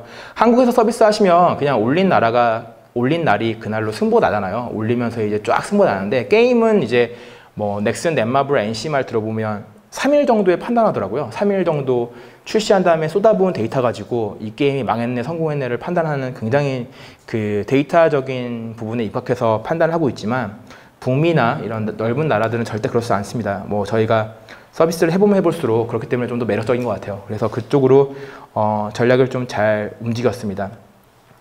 실패를 2번 할 수 없었기 때문이죠. 저희는 일단은 늘 말씀드린 대로 이 게임을 만드는 회사고요. 빙고 어드벤처와 쿠킹 어드벤처를 만들어서 캔버스 앱과 이제 모바일 앱을 계속해서 만들어 왔어요. 저희가 지금 서비스하는 게임에 대한 설명을 좀 드릴게요. 쿠킹 어드벤처라는 게임이 있죠. 이 게임은 그 시뮬레이션 장르입니다. 일단은 타이쿤류의 게임이고요. 타이쿤류 여러분들 뭐 하시는 분보다는 안 하시는 분들이 많을 것 같아요. 왜냐면 여성분들이 주로 하는 게임이거든요. 간단하지만 조금 집중을 해야 되지만 할 수 있는, 즉 어떤 게임이냐면 재료와 재료를 섞어서 조합을 하고 그 재료를 만든 음식을 가지고 서브하는 게임이에요. 결국 이 게임은 이제 캐주얼 요리 게임으로 판단을 하고 시뮬레이션 장르에 있고요. 작년 7월 달에 전체 글로벌 시장에 출시를 했고요. 저희가 지금까지 해온 다운로드는 약 550만 다운로드를 했습니다. 이 중에 페이스북이 300만 다운로드를 시켰고요. 그리고 일단은 모바일 버전으로는 약 250만이 다운로드 돼서 전체적인 유저는 550만 다운로드를 시켰어요. 현재 지금 일일 DAU 액티브 유저는 한 20만 정도가 이 게임을 하고 있고, 그 저희 게임의 리텐션 레이트, 즉 이제 그 잔존율에 관련돼서는 저희는 D+7을 보고 있는데, D+7 잔존율이 약 30%에 육박합니다. 어떻게 보면 이거는 체킹이 좀 필요한 부분 같아요. 게임도 그렇고 라이프 애플리케이션도 그렇고 이 리텐션에 대한 고민이 굉장히 많아야 됩니다. 제가 볼 때는 리텐션을 1% 높이는 일이 마케팅을 하는데 굉장히 큰 효과가 달라져요.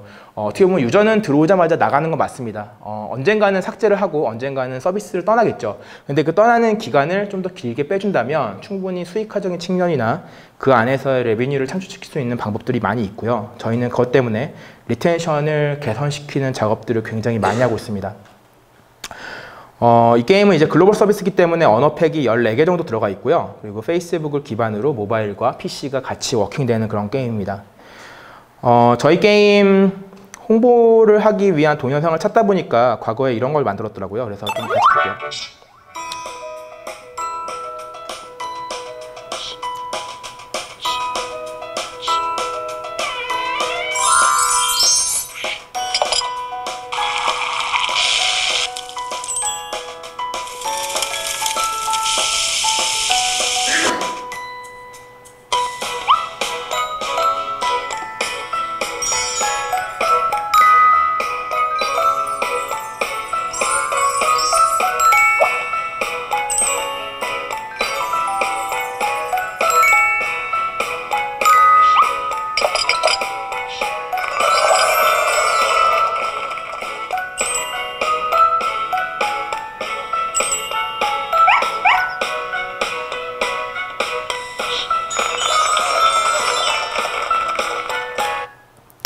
저희가 그 서비스를 해보니까 일단 동남아 9개 국가로 시작을 해가지고 일단 동남아 유저가 제일 많습니다. 동남아 국가가 많고요. 그 다음에 이제 저희가 홍콩, 이제 대만, 그 다음에 이제 마카오를 열었고, 그 다음에 일본을 열고, 그 다음에 이제 유럽을 열고, 마지막에 북미를 열었는데요. 어떻게 보면 유저풀 가장 많은 나라는 동남아예요. 저희는 절반 정도 50%가 동남아 국가에 포진을 하고 있지만 가장 많은 돈을 쓰는 나라는 일본입니다. 일본이 돈을 많이 쓰고 있고요. 2위가 일단은 북미 시장이고요. 북미에서도 매출을 많이 가져오고 있고, 3위 시장이 대만 시장이었어요. 방금 보셨던 동영상이 대만 시장에 저희가 이제 마케팅 하기 위해서 만든 영상이었고요. 그러다 보니까 이제 저희가 생각하는 일본, 대만, 미국은 굉장히 소중한 마켓 시장이에요. 이게 저희 회사뿐만이 아니라 아마 서비스를 만들고 계시거나 서비스를 출시하고 준비하는 시장에서 글로벌에서는 그 세계 마켓이 굉장히 큰 시장입니다. 그래서 항상 그 시장에 대한 생각들을 많이 하시는 게 좋고요. 네 번째 시장은 태국입니다. 태국 유저가 이제 돈을 안 쓴다는 말도 있는데 저희 게임에는 굉장히 큰 돈을 써주고 있어요. 그래서 참 고마운 시장이기도 하고요.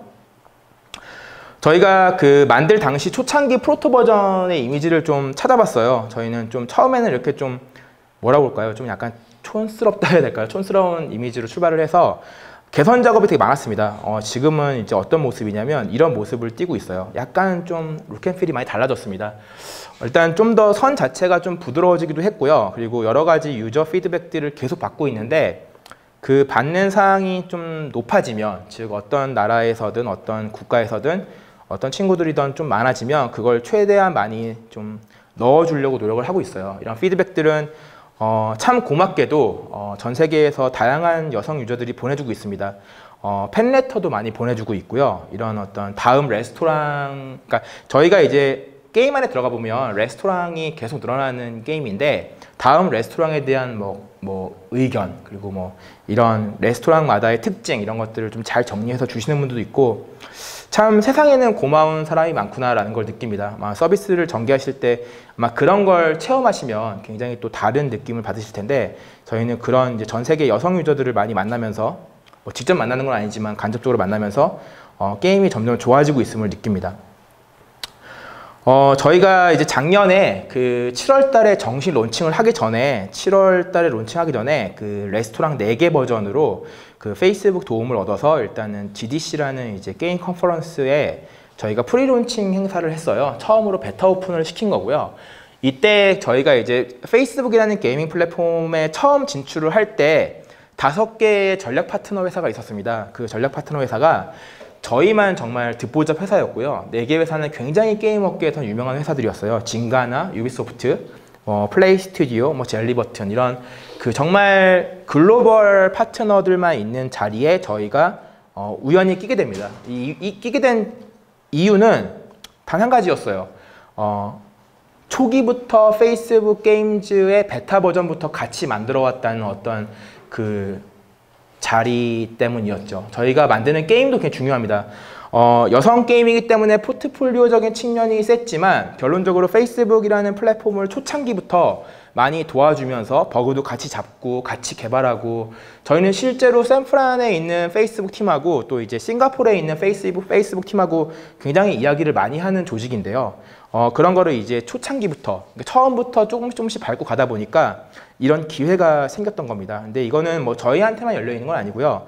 지금도 그 정말 비어있는 장르에 들어와서 페이스북의 게이머들을 만나다 보면 아마 이런 좋은 기회들이 많이 열릴 수 있는데, 그런 것들을 충분히 이용하시는 게 게임이면 더 좋고요. 라이프 애플리케이션들도 사실 그래요.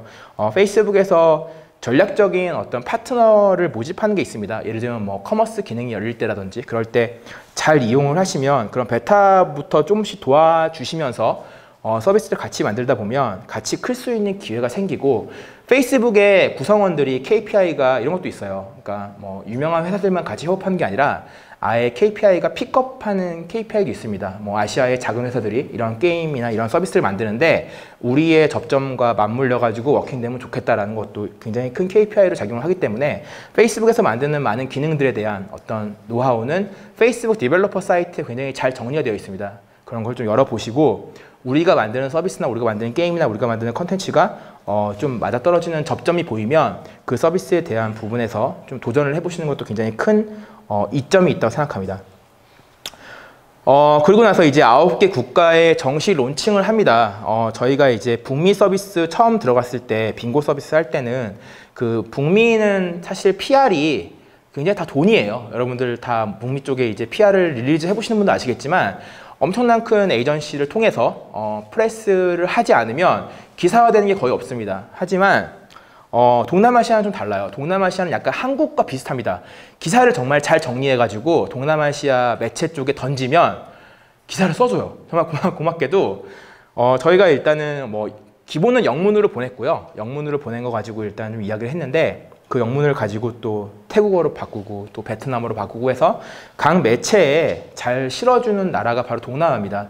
사실 동남아 매체들은 아직까지 그렇게 뭐 한두 개 정도 탑티어가 있고 그 나머지는 그 외의 것들이기 때문에 그 외의 것들을 잘 이용하시면 좋은 접점, 좋은 관심사가 있는 PR 매체를 찾을 수 있을 것 같고 프레스 릴리즈를 만드실 때는 보도자료하고 이미지하고 잘 패킹하신 다음에 그걸 하나의 이제 파일로 묶어서 뭐 드랍박스나 뭐 그런 이제 여타의 클라우드 서비스 같은 데 올리셔가지고 메일을 쓰실 때 붙이면 아주 잘 올려주는 그런 현상을 느낄 수 있을 것 같아요. 대신 북미나 유럽은 모든 서비스의 모든 매체가 다 대행사와 연결되어 있어요. 그런 에이전시가 보통 이제 릴리즈 되는 조건이 다르겠지만 뭐 한 해 나갈 때 뭐 200~300불 내는 회사들도 있고요. 사실 이거는 이제 소규모 그룹에서는 좀 힘든 부분이 있기 때문에 저희는 좀 그거는 하지 않았습니다. 하지만 동남아를 나갈 때는 기사를 좀 잘 정리해서 슈팅을 걸면은 이렇게 좀 좋은 기사들이 많이 나가게 되더라고요.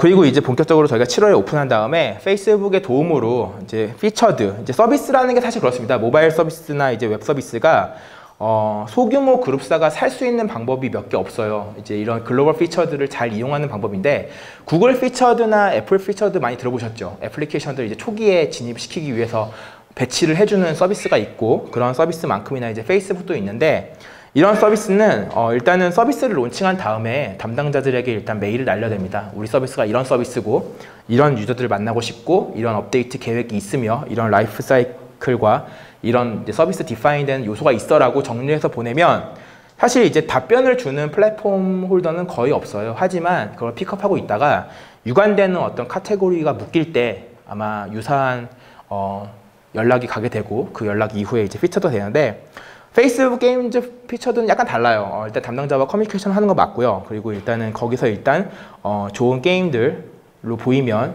물론 데이터를 많이 봅니다. 뭐 유저는 지금 얼마나 있나요? 뭐 데이터는 뭐 리텐션 지표는 어떤가요? 뭐 이런 거 물어보고 뭐 BM 결제는 뭘로 이루어지나요? 뭐 이런 거 묻다가 좋은 기회에 일주일 정도씩 걸어줘요. 이건 구글, 애플, 뭐 페이스북 다 피처드는 일주일마다 이제 변경이 되는데 그런 시기를 잘 타시면 소규모 그룹사가 글로벌로 나갈 때 가장 좋은 선물 같아요. 이건 글로벌 피처드를 받으면 잘 받으면 진짜 몇십만 정도가 밀려오고요. 뭐 못 받은 경우도 이제 몇만이 밀려오는데 몇만이나 몇십만이나 다 그 돈을 지불하고 사기 위해서는 큰 비용이 들지 않습니까? 그거를 좀 회복할 수 있고 그거를 좀 타개할 수 있는 그런 기회 같습니다. 저희도 물론 그런 기회들을 잘 살려서 여기까지 기적적으로 왔고요.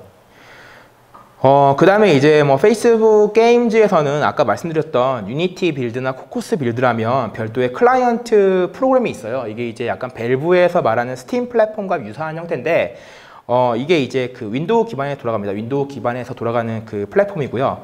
이 게임 센터 안에도 들어갈 수 있습니다. 이 게임 센터가 앞서 그 동영상을 보셨던 게임룸이라는 그 센터예요. 이 센터에 저희가 아시아 개발사 최초로 진입을 했죠. 그래서 또 많은 유저를 모을 수 있었습니다. 그런 기회로 열리는데 지금도 게임룸은 가장 페이스북에서 많이 미는 또 게임 플랫폼 중에 하나고 여러분들이 만드시는 게임이 코코스나 유니티나 별도의 그 EXE 실행 파일로 뺄 수 있는 빌드가 있다면 게임룸이라는 플랫폼을 잘 이용해 보시는 것도 글로벌에서 좋은 유저들을 만날 수 있고 좋은 레비뉴를 또 만들 수 있는 방법이기도 합니다. 이러다 보니까 뭐 유니티 행사에도 저희 게임이 노출된 사례도 있었고요. 뭐 좋은 사례 많습니다. 뭐 일단은 초기부터 같이 다져갔다는 점에서 굉장히 많은 기회가 열렸다는 거고요.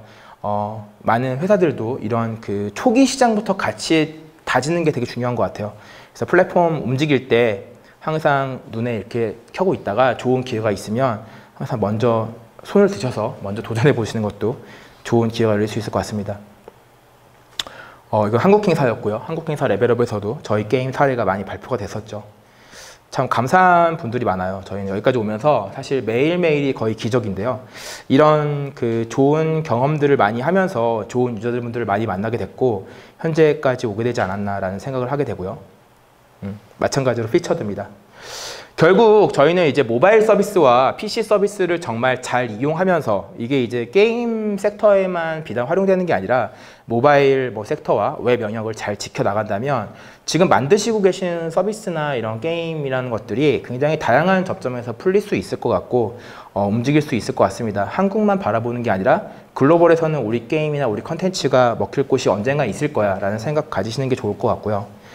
이런 시놉시스도 게임에서는 되게 중요합니다. 이건 뭐 저희가 그냥 맨 처음에 시놉시스를 제가 썼는데 저희 기획 그 팀장님이 별로라고 하더라고요. 그래서 이제 게임에 넣지 못했어요. 저는 이런 거 하면 안 되겠구나 라는 생각도 있었고, 저희 게임 시놉시스가 아까 이제 동영상 보시면 아시겠지만 약간 그 노마라는 여자 주인공이 있어요. 여자 주인공이 그 노마라는 여잔데, 그 뭐 미국이나 일단은 해외에 가시면 그 레스토랑에서 이제 그 서빙을 하시는 분들이 가진 이름들을 많이 보게 될 텐데, 사실 노마라는 이름은 굉장히 미국의 전국 어딜 돌아다녀도 있는 이름이에요. 우리나라로 말하면 뭐 영희 정도 되는 이름이겠죠. 굉장히 편안한 이름을 찾기 위해서 노마라고 지었고요. 그 노마가 이제 펼치는 내용으로 짰는데, 사실 노마가 제가 생각하는 어떤 초기 시놉시스에는 입양아입니다. 입양아인데 이게 좀 에피소드가 있어요. 입양아로 짜가지고 게임을 만들었더니, 사실 이거는 저는 좀 감동적인 게임을 만들려고 입양아가 이제 친부모를 만나는 스토리로 만들어서 게임을 서비스 하다 보니까 유럽 쪽에서는 이런 의견이 왔어요. 이거 너무 양부모 밑에서 좀 착취당하는 느낌인 것 같다. 약간 아동보호적인 측면에서의 고려가 필요하다. 뭐 이런 의견도 날라오고요.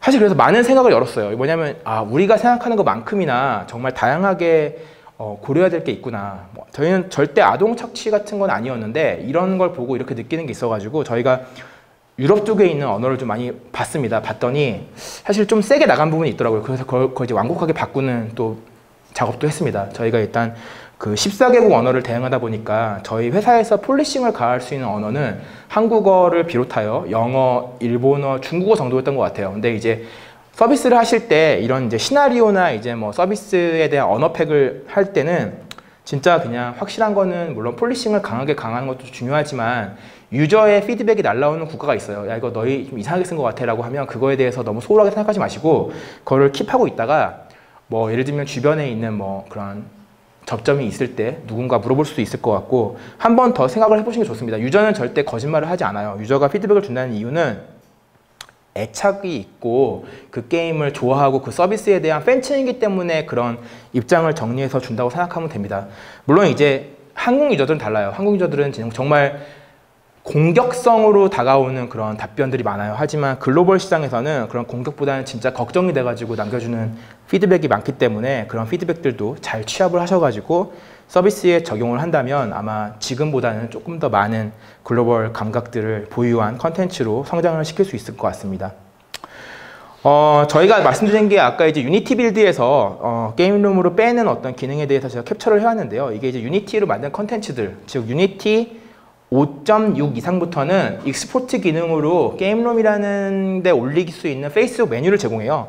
아주 간단하게 제공을 하고 있고요. 유니티 빌드로 만든 아까 이제 게임 회사가 한 10군데 됐었는데 각 사에서 유니티 빌드로 만든 게임이 있다면 개발자들을 좀 설득해서 야 이거 접점 하나 더 늘리는 건데 한번 이거 좀 빼줘. 혹은 이제 뭐 페이스북을 한번 가보는 게 어떨까 라고 얘기를 하신 다음에 이런 페이스북 익스포트 기능을 활용하셔가지고 유니티 빌드를 빼셔서 접근을 하면 아마 좋은 결과물을 뽑을 수 있고 그걸 가지고 이제 페이스북 호스팅을 걸고 서비스를 하시면 웹에서도 충분히 서비스를 즐길 수 있습니다. 페이스북 게임은 사실 한국에서는 막혀 있지만 개발하시는 샌드박스는 열려 있어요. 그래서 일단은 개발하시는 데 문제 없고요. 즉 이제 서비스 하는데 약간 문제점이 있다면 다른 회사 거를 저희가 못 보죠. 그래서 한국에서 페이스북 게임들 개발하는 회사들은 보통 VPN을 많이 씁니다. VPN 쓰시면 아마 속도는 좀 더디지만 다른 게임들 만드시는 거 보실 수 있고요. 뭐 차트나 이런 거 보는데도 별 문제는 없습니다. 페이스북 처음에 준비할 때 저희가 이런 문제점이 있었어요. 적어봤는데 뭐 언어팩도 안 나오고 멈추기도 하고 뭐 SDK랑 충돌도 나고 뭐 과금도 약간 이슈 있었고 이런 문제점이 지금은 거의 다 사라졌습니다. 유니티 빌드 5.6 이상부터는 익스포트를 하면은 아마 이런 문제점은 거의 없어요. 거의 없고 지금은 굉장히 나이스하게 아마 뽑힐 수 있을 것 같고요. 아마 지금 게임 회사들 아마 각 사로 돌아가신 다음에 한번 개발자를 설득하신 다음에 그 플랫폼 확장 측면에서의 고민을 유니티 빌드에서 좀 뽑아가지고 서비스를 해본다면 아마 지금보다는 좀 더 다양한 유저들을 만날 수 있을 것 같습니다.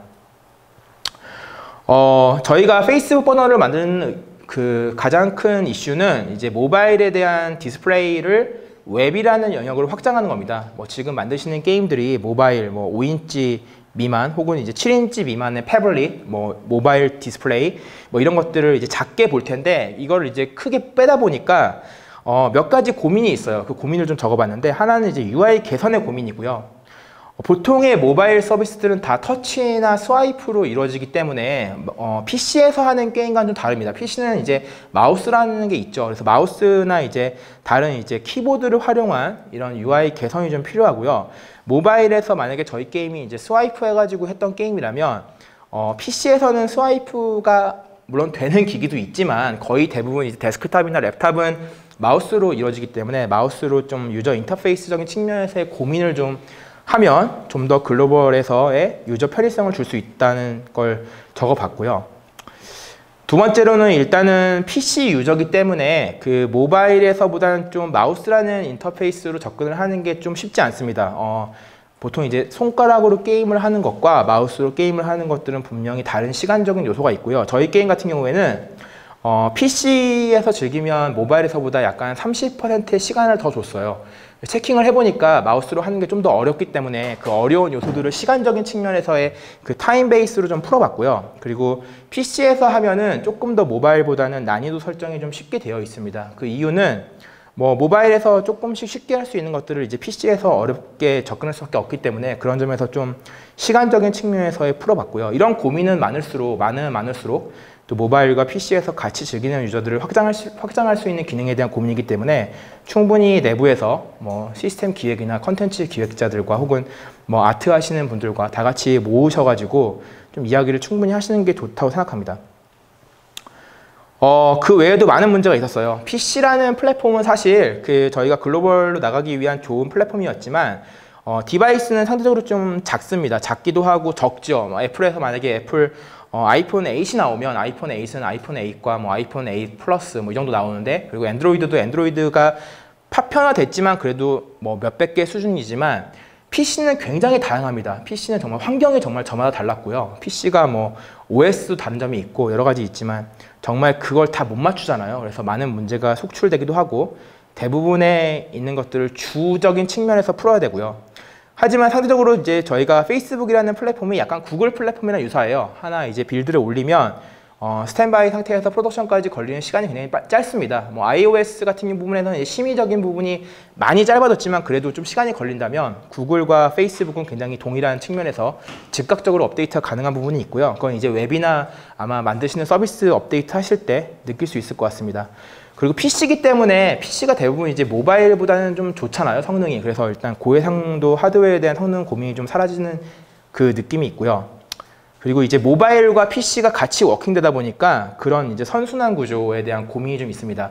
모바일에서 하다가 이제 PC로 가는 유저들, 그리고 PC에서 하다가 다시 모바일로 오는 유저들에 대한 고민이 아마 게임뿐만 아니라 서비스를 오픈하시면 아마 그런 서비스들은 좀 고민이 많을 것 같아요. 그래서 PC에서 보는 어떤 그 유저의 어떤 뭐라 그럴까요? 인터페이스적인 측면에서의 가치와 이 모바일에서 주는 가치를 좀 더 연장선으로 시키는 방법들에 대한 고민이 분명히 필요할 것 같고요. 사실 저희는 초창기부터 PC 유저를 같이 만난다는 생각으로 서비스를 준비해 왔기 때문에 사실 어떤 문제가 발생할지 예측은 안 됐어요. 하지만 이제 미지의 광산을 캐러 간다는 생각으로 항상 접근을 했고요. 개발자들을 설득할 때도 이 광산에서 뭐가 나올지 모른다. 우리는 지금 뭐 게더링을 하는 게 지금 단순히 흙이 아니라 나중에 뭐 정말 골드가 나올 수도 있고 파밍을 하는 데 있어서 여러 가지 기회들이 있기 때문에 간다. 그리고 우리가 소규모 그룹이기 때문에 이런 게 가능한 거다라고 많이 설득을 했던 것 같습니다. 저희 게임이 쌓은 데이터를 먼저 좀 말씀드릴게요. 데이터적인 측면에서의 저희가 공개할 수 있는 것들 다 담아봤는데 먼저 이거예요. 매출 비중. 저희가 페이스북 준비하면서 매출 얼마나 나오니? 라고 얘기하면 뭐 전체 금액은 저희가 아마 에벤이라는 지표에서 많이 나올 텐데요. 에벤이는 페이스북이 안 나오니까 저희가 일단은 전체 매출의 50%는 구글입니다. 구글이고요. 그리고 페이스북에서 가져가는 비중은 전체 매출의 약 30%를 차지하고 있어요.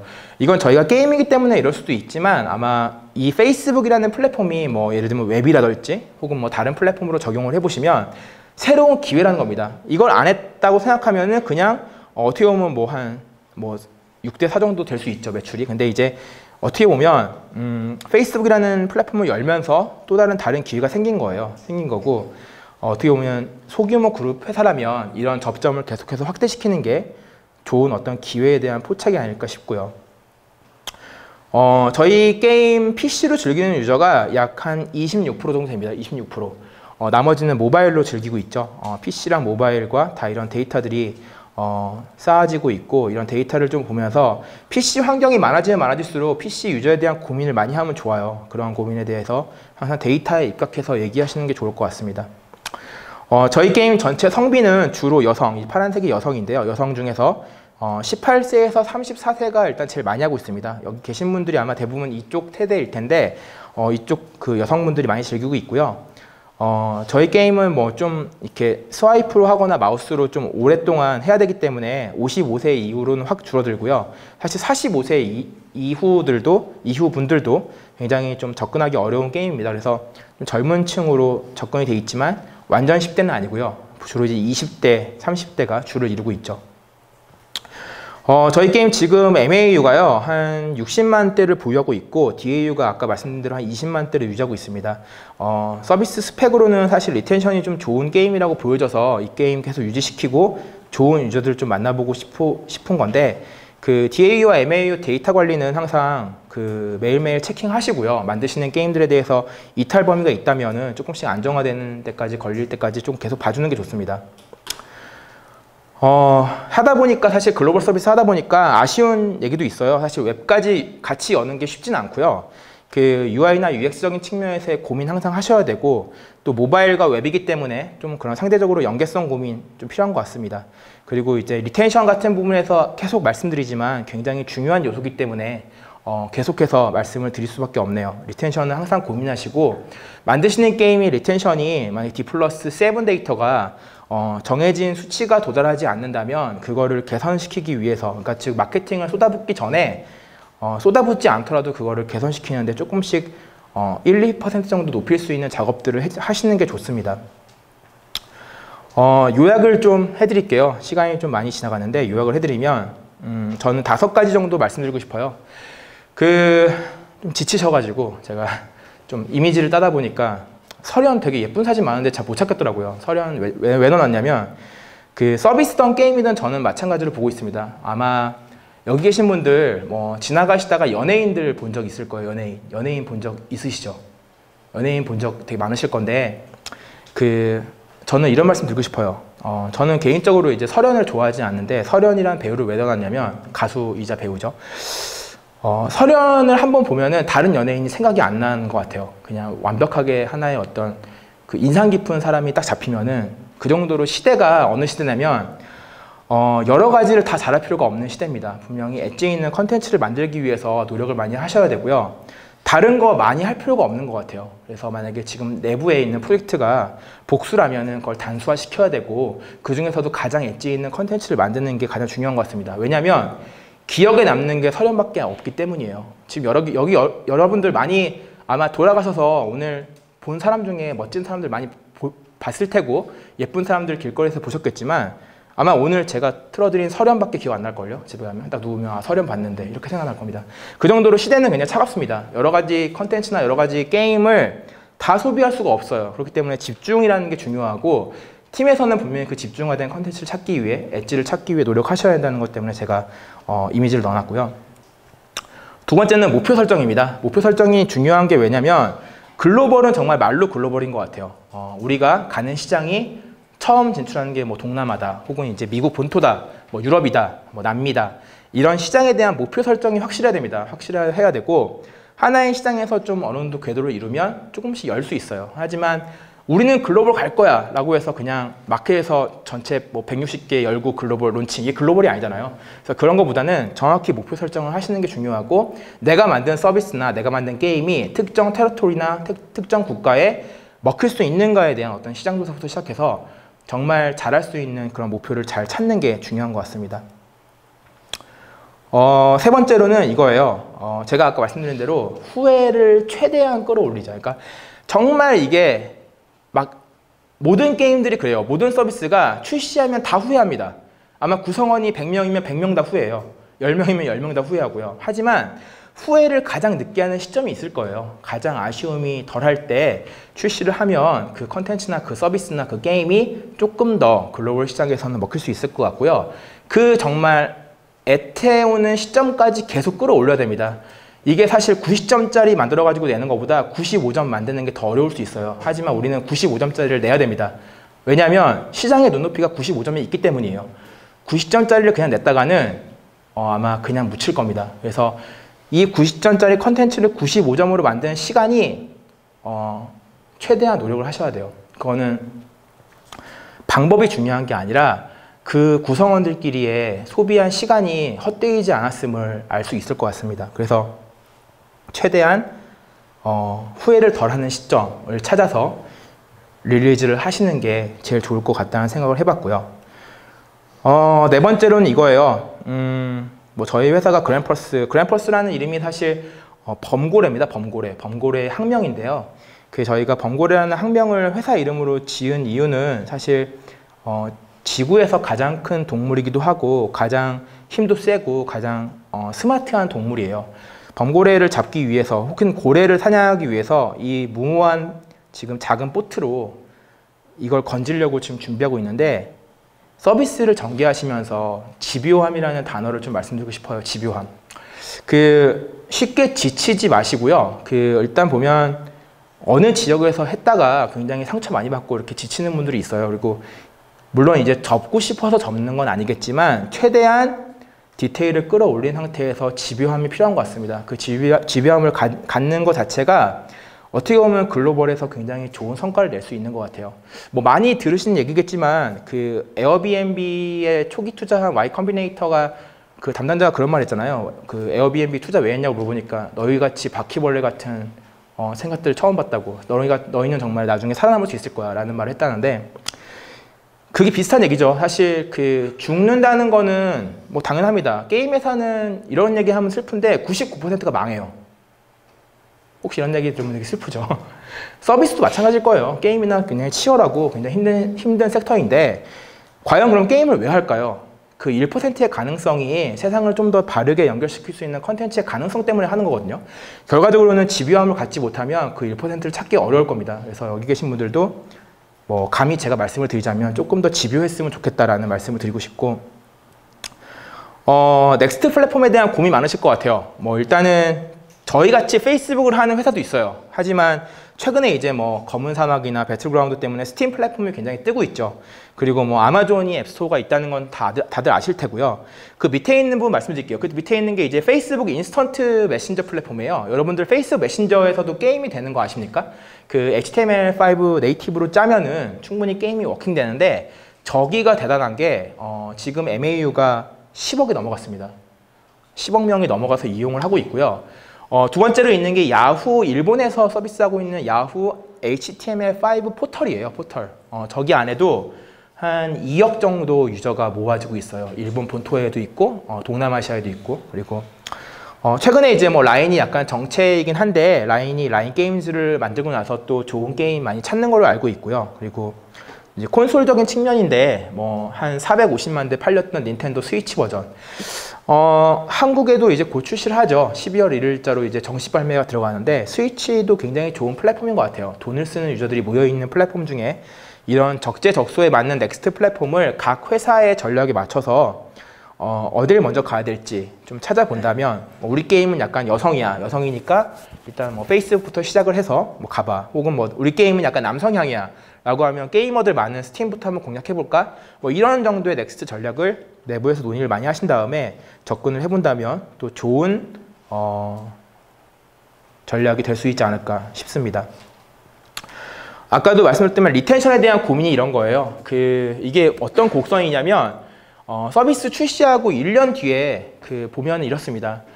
페이스북이나 스냅챗은 이용이 이제 라이플로우가 쌓여지기 때문에 1년이 지나도 90% 이상 그 서비스를 사용하고 있을 확률이 큽니다. 그리고 이제 뭐 트위터나 인스타그램 같은 경우에는 약 50%가 잔류를 해요. 하지만 게임이 정말 특이합니다. 게임은 1% 남기는 게 쉽지 않아요. 쉽지 않아요, 진짜. 게임은 1년 뒤까지 내가 게임을 1년 동안 했다. 하나의 게임을. 그런 분들 있나요? 하나의 게임을 1년 정도 했어. 굉장히 그 게임은 로열티가 굉장히 깊은 게임일 거예요. 그래서 그런 게임이나 그런 서비스를 만들면 좋습니다. 근데 중요한 건 게임이 쉽지 않아요. 그래서 게임적인 요소에도 분명히 리텐션을 1%로 떨어지겠지만 이거를 2%, 3%로 남겨놓는 것 자체가 많은 수익화를 거둘 수 있는 방법입니다. 서비스도 마찬가지예요. 서비스가 지금 뭐 이런 건 이제 핵심 서비스이기 때문에 이렇게 많이 남겨있지만 대부분의 서비스는 다 1% 미만대로 떨어지죠. 근데 이거를 조금 더 키울 수 있는 리텐션 전략들을 사용하신다면 아마 지금보다는 좀 더 글로벌해서 살아남을 수 있는 어떤 기회가 되지 않을까 싶고요. 저희 회사는 이거에 대한 고민이 큽니다. 1년 뒤에 얼마나 있을까? 이 라이프타임이나 롱타임 베이스에서 얼마나 살아남고 있을까라는 방법들, 뭐 지금 이제 손 몇 분 드신 그런 게임들이 되기 위해서 노력을 하는 거죠. 저희가 이제 마지막으로 말씀드릴 건데요.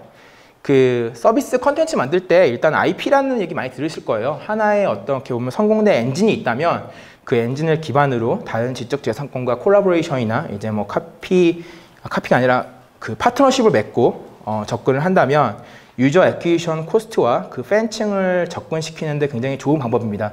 그래서 이런 고민들도 먼저 하나가 잘 되면 계속해서 준비를 해보면서 또 글로벌 전략들을 세울 수 있을 것 같고요. 그래서 정리를 좀 해보면은 일단은 집중, 여러 가지 서비스를 준비하는 것만큼이나 중요한 게 집중입니다. 그래서 복수의 컨텐츠를 만드는데 프로젝트가 있다면 그 중에 정말 잘할 수 있는 걸로 모아보는 거, 그 다음에 이제 골에 대한 설정 명확하게 하는 거, 그리고 후회 덜 할 때까지 만드는 겁니다. 이게 이제 자본력이 허락하는 측면에서 뭐 우리가 뭐 사채를 써서 할 수는 없고요. 일단은 남아있는 금액들을 가지고 계획을 짜신 다음에 정말 마지막까지 품고 있다가 출시하면 좀 더 좋은 결과물을 낼 수 있을 것 같고요. 집념 항상 가지시고요. 그리고 리텐션에 대한 고민, 컨텐츠나 게임에서 항상 가지십시오. 1년이 아니라 10년이 되는 컨텐츠도 있습니다. 그래서 그런 것들을 만들기 위한 노력들을 조금씩 한다면 아마 지금보다는 여러분들 좀 더 다양하게 접근할 수 있을 것 같습니다. 이거 저희 게임 한국에 출시한 거 혹시 모르시는 분들 있을까봐 한번 마지막으로 동영상 하나 보고요. 마치겠습니다. 카카오 게임.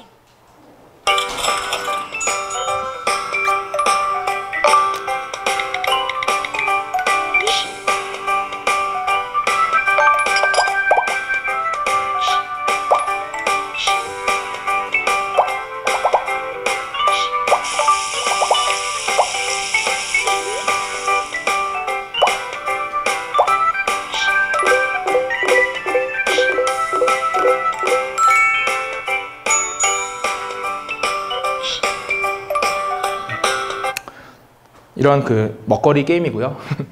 뭐 여성분들은 한 번씩 해보시면 좋을 것 같고 나중에 제 메일로 연락 주시면 제가 VIP 쿠폰을 좀 보내드리겠습니다. 남성분들도 마찬가지고요. 네. 저희는 집중화된 그 컨텐츠로 그 좀 승부를 보고 싶고 이거에 대해서 답을 찾을 때까지는 이것만 할 거고요. 앞으로도 이런 장르 좀 생소하겠지만 이런 장르에서 다양한 여성 팬들을 만나면서 성장하는 그랜퍼스가 되려고 합니다. 앞서 이제 맨 처음에 보여드렸던 빙하기가 왔지만 여기서 이제 또 저희는 또 작은 풀을 보여드려야 돼요. 그래야지 또 살 수 있는 환경이고요. 그래서 이런 그 전략들을 잘 믹스하면 언젠가는 또 이런 이제 파릇파릇한 풀들이 올라오게 될 것 같고요. 그런 환경 속에서 좀 더 이 에코는 건강해지지 않을까 생각해 봅니다. 늦은 시간까지 들어주셔서 감사드리고요. 질문 있으시면 받겠습니다. 감사합니다.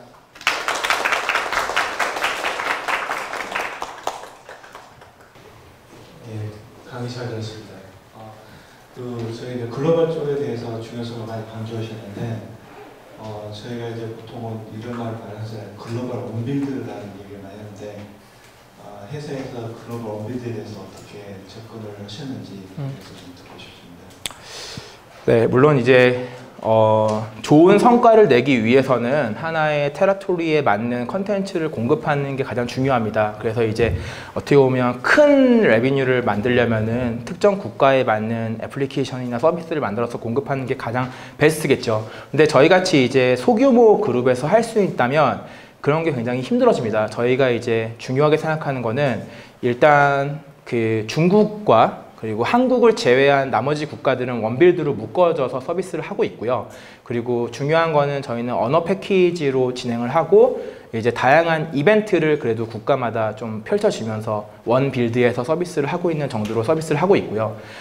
대신 이제 중국 같은 경우에는 저희가 뭐 사드 여파 때문에 아마 게임 컨텐츠나 다른 컨텐츠가 들어가기 힘든 시기로 알고 있고, 한국은 약간 예외입니다. 한국은 저희가 페이스북 기반에 있는 것들로 서비스 하기에는 페이스북이 열리지 않았기 때문에 한국은 이제 유저의 어떤 성향에 맞춰서 카카오 플랫폼으로 서비스를 하고 있는 거죠. 그래서 어떻게 보면 소규모 그룹으로서는 할 수 있는 전략적인 판단이 중요한데, 그 원빌드로 서비스를 하면서 언어팩을 좀 더 다양하게 해주고, 그리고 유저의 어떤 패턴에 맞춰서 각 국가마다 이벤트를 펼쳐주는 정도의 그 게임이라면 그게 가장 아름다웠지 않을까 생각되고요.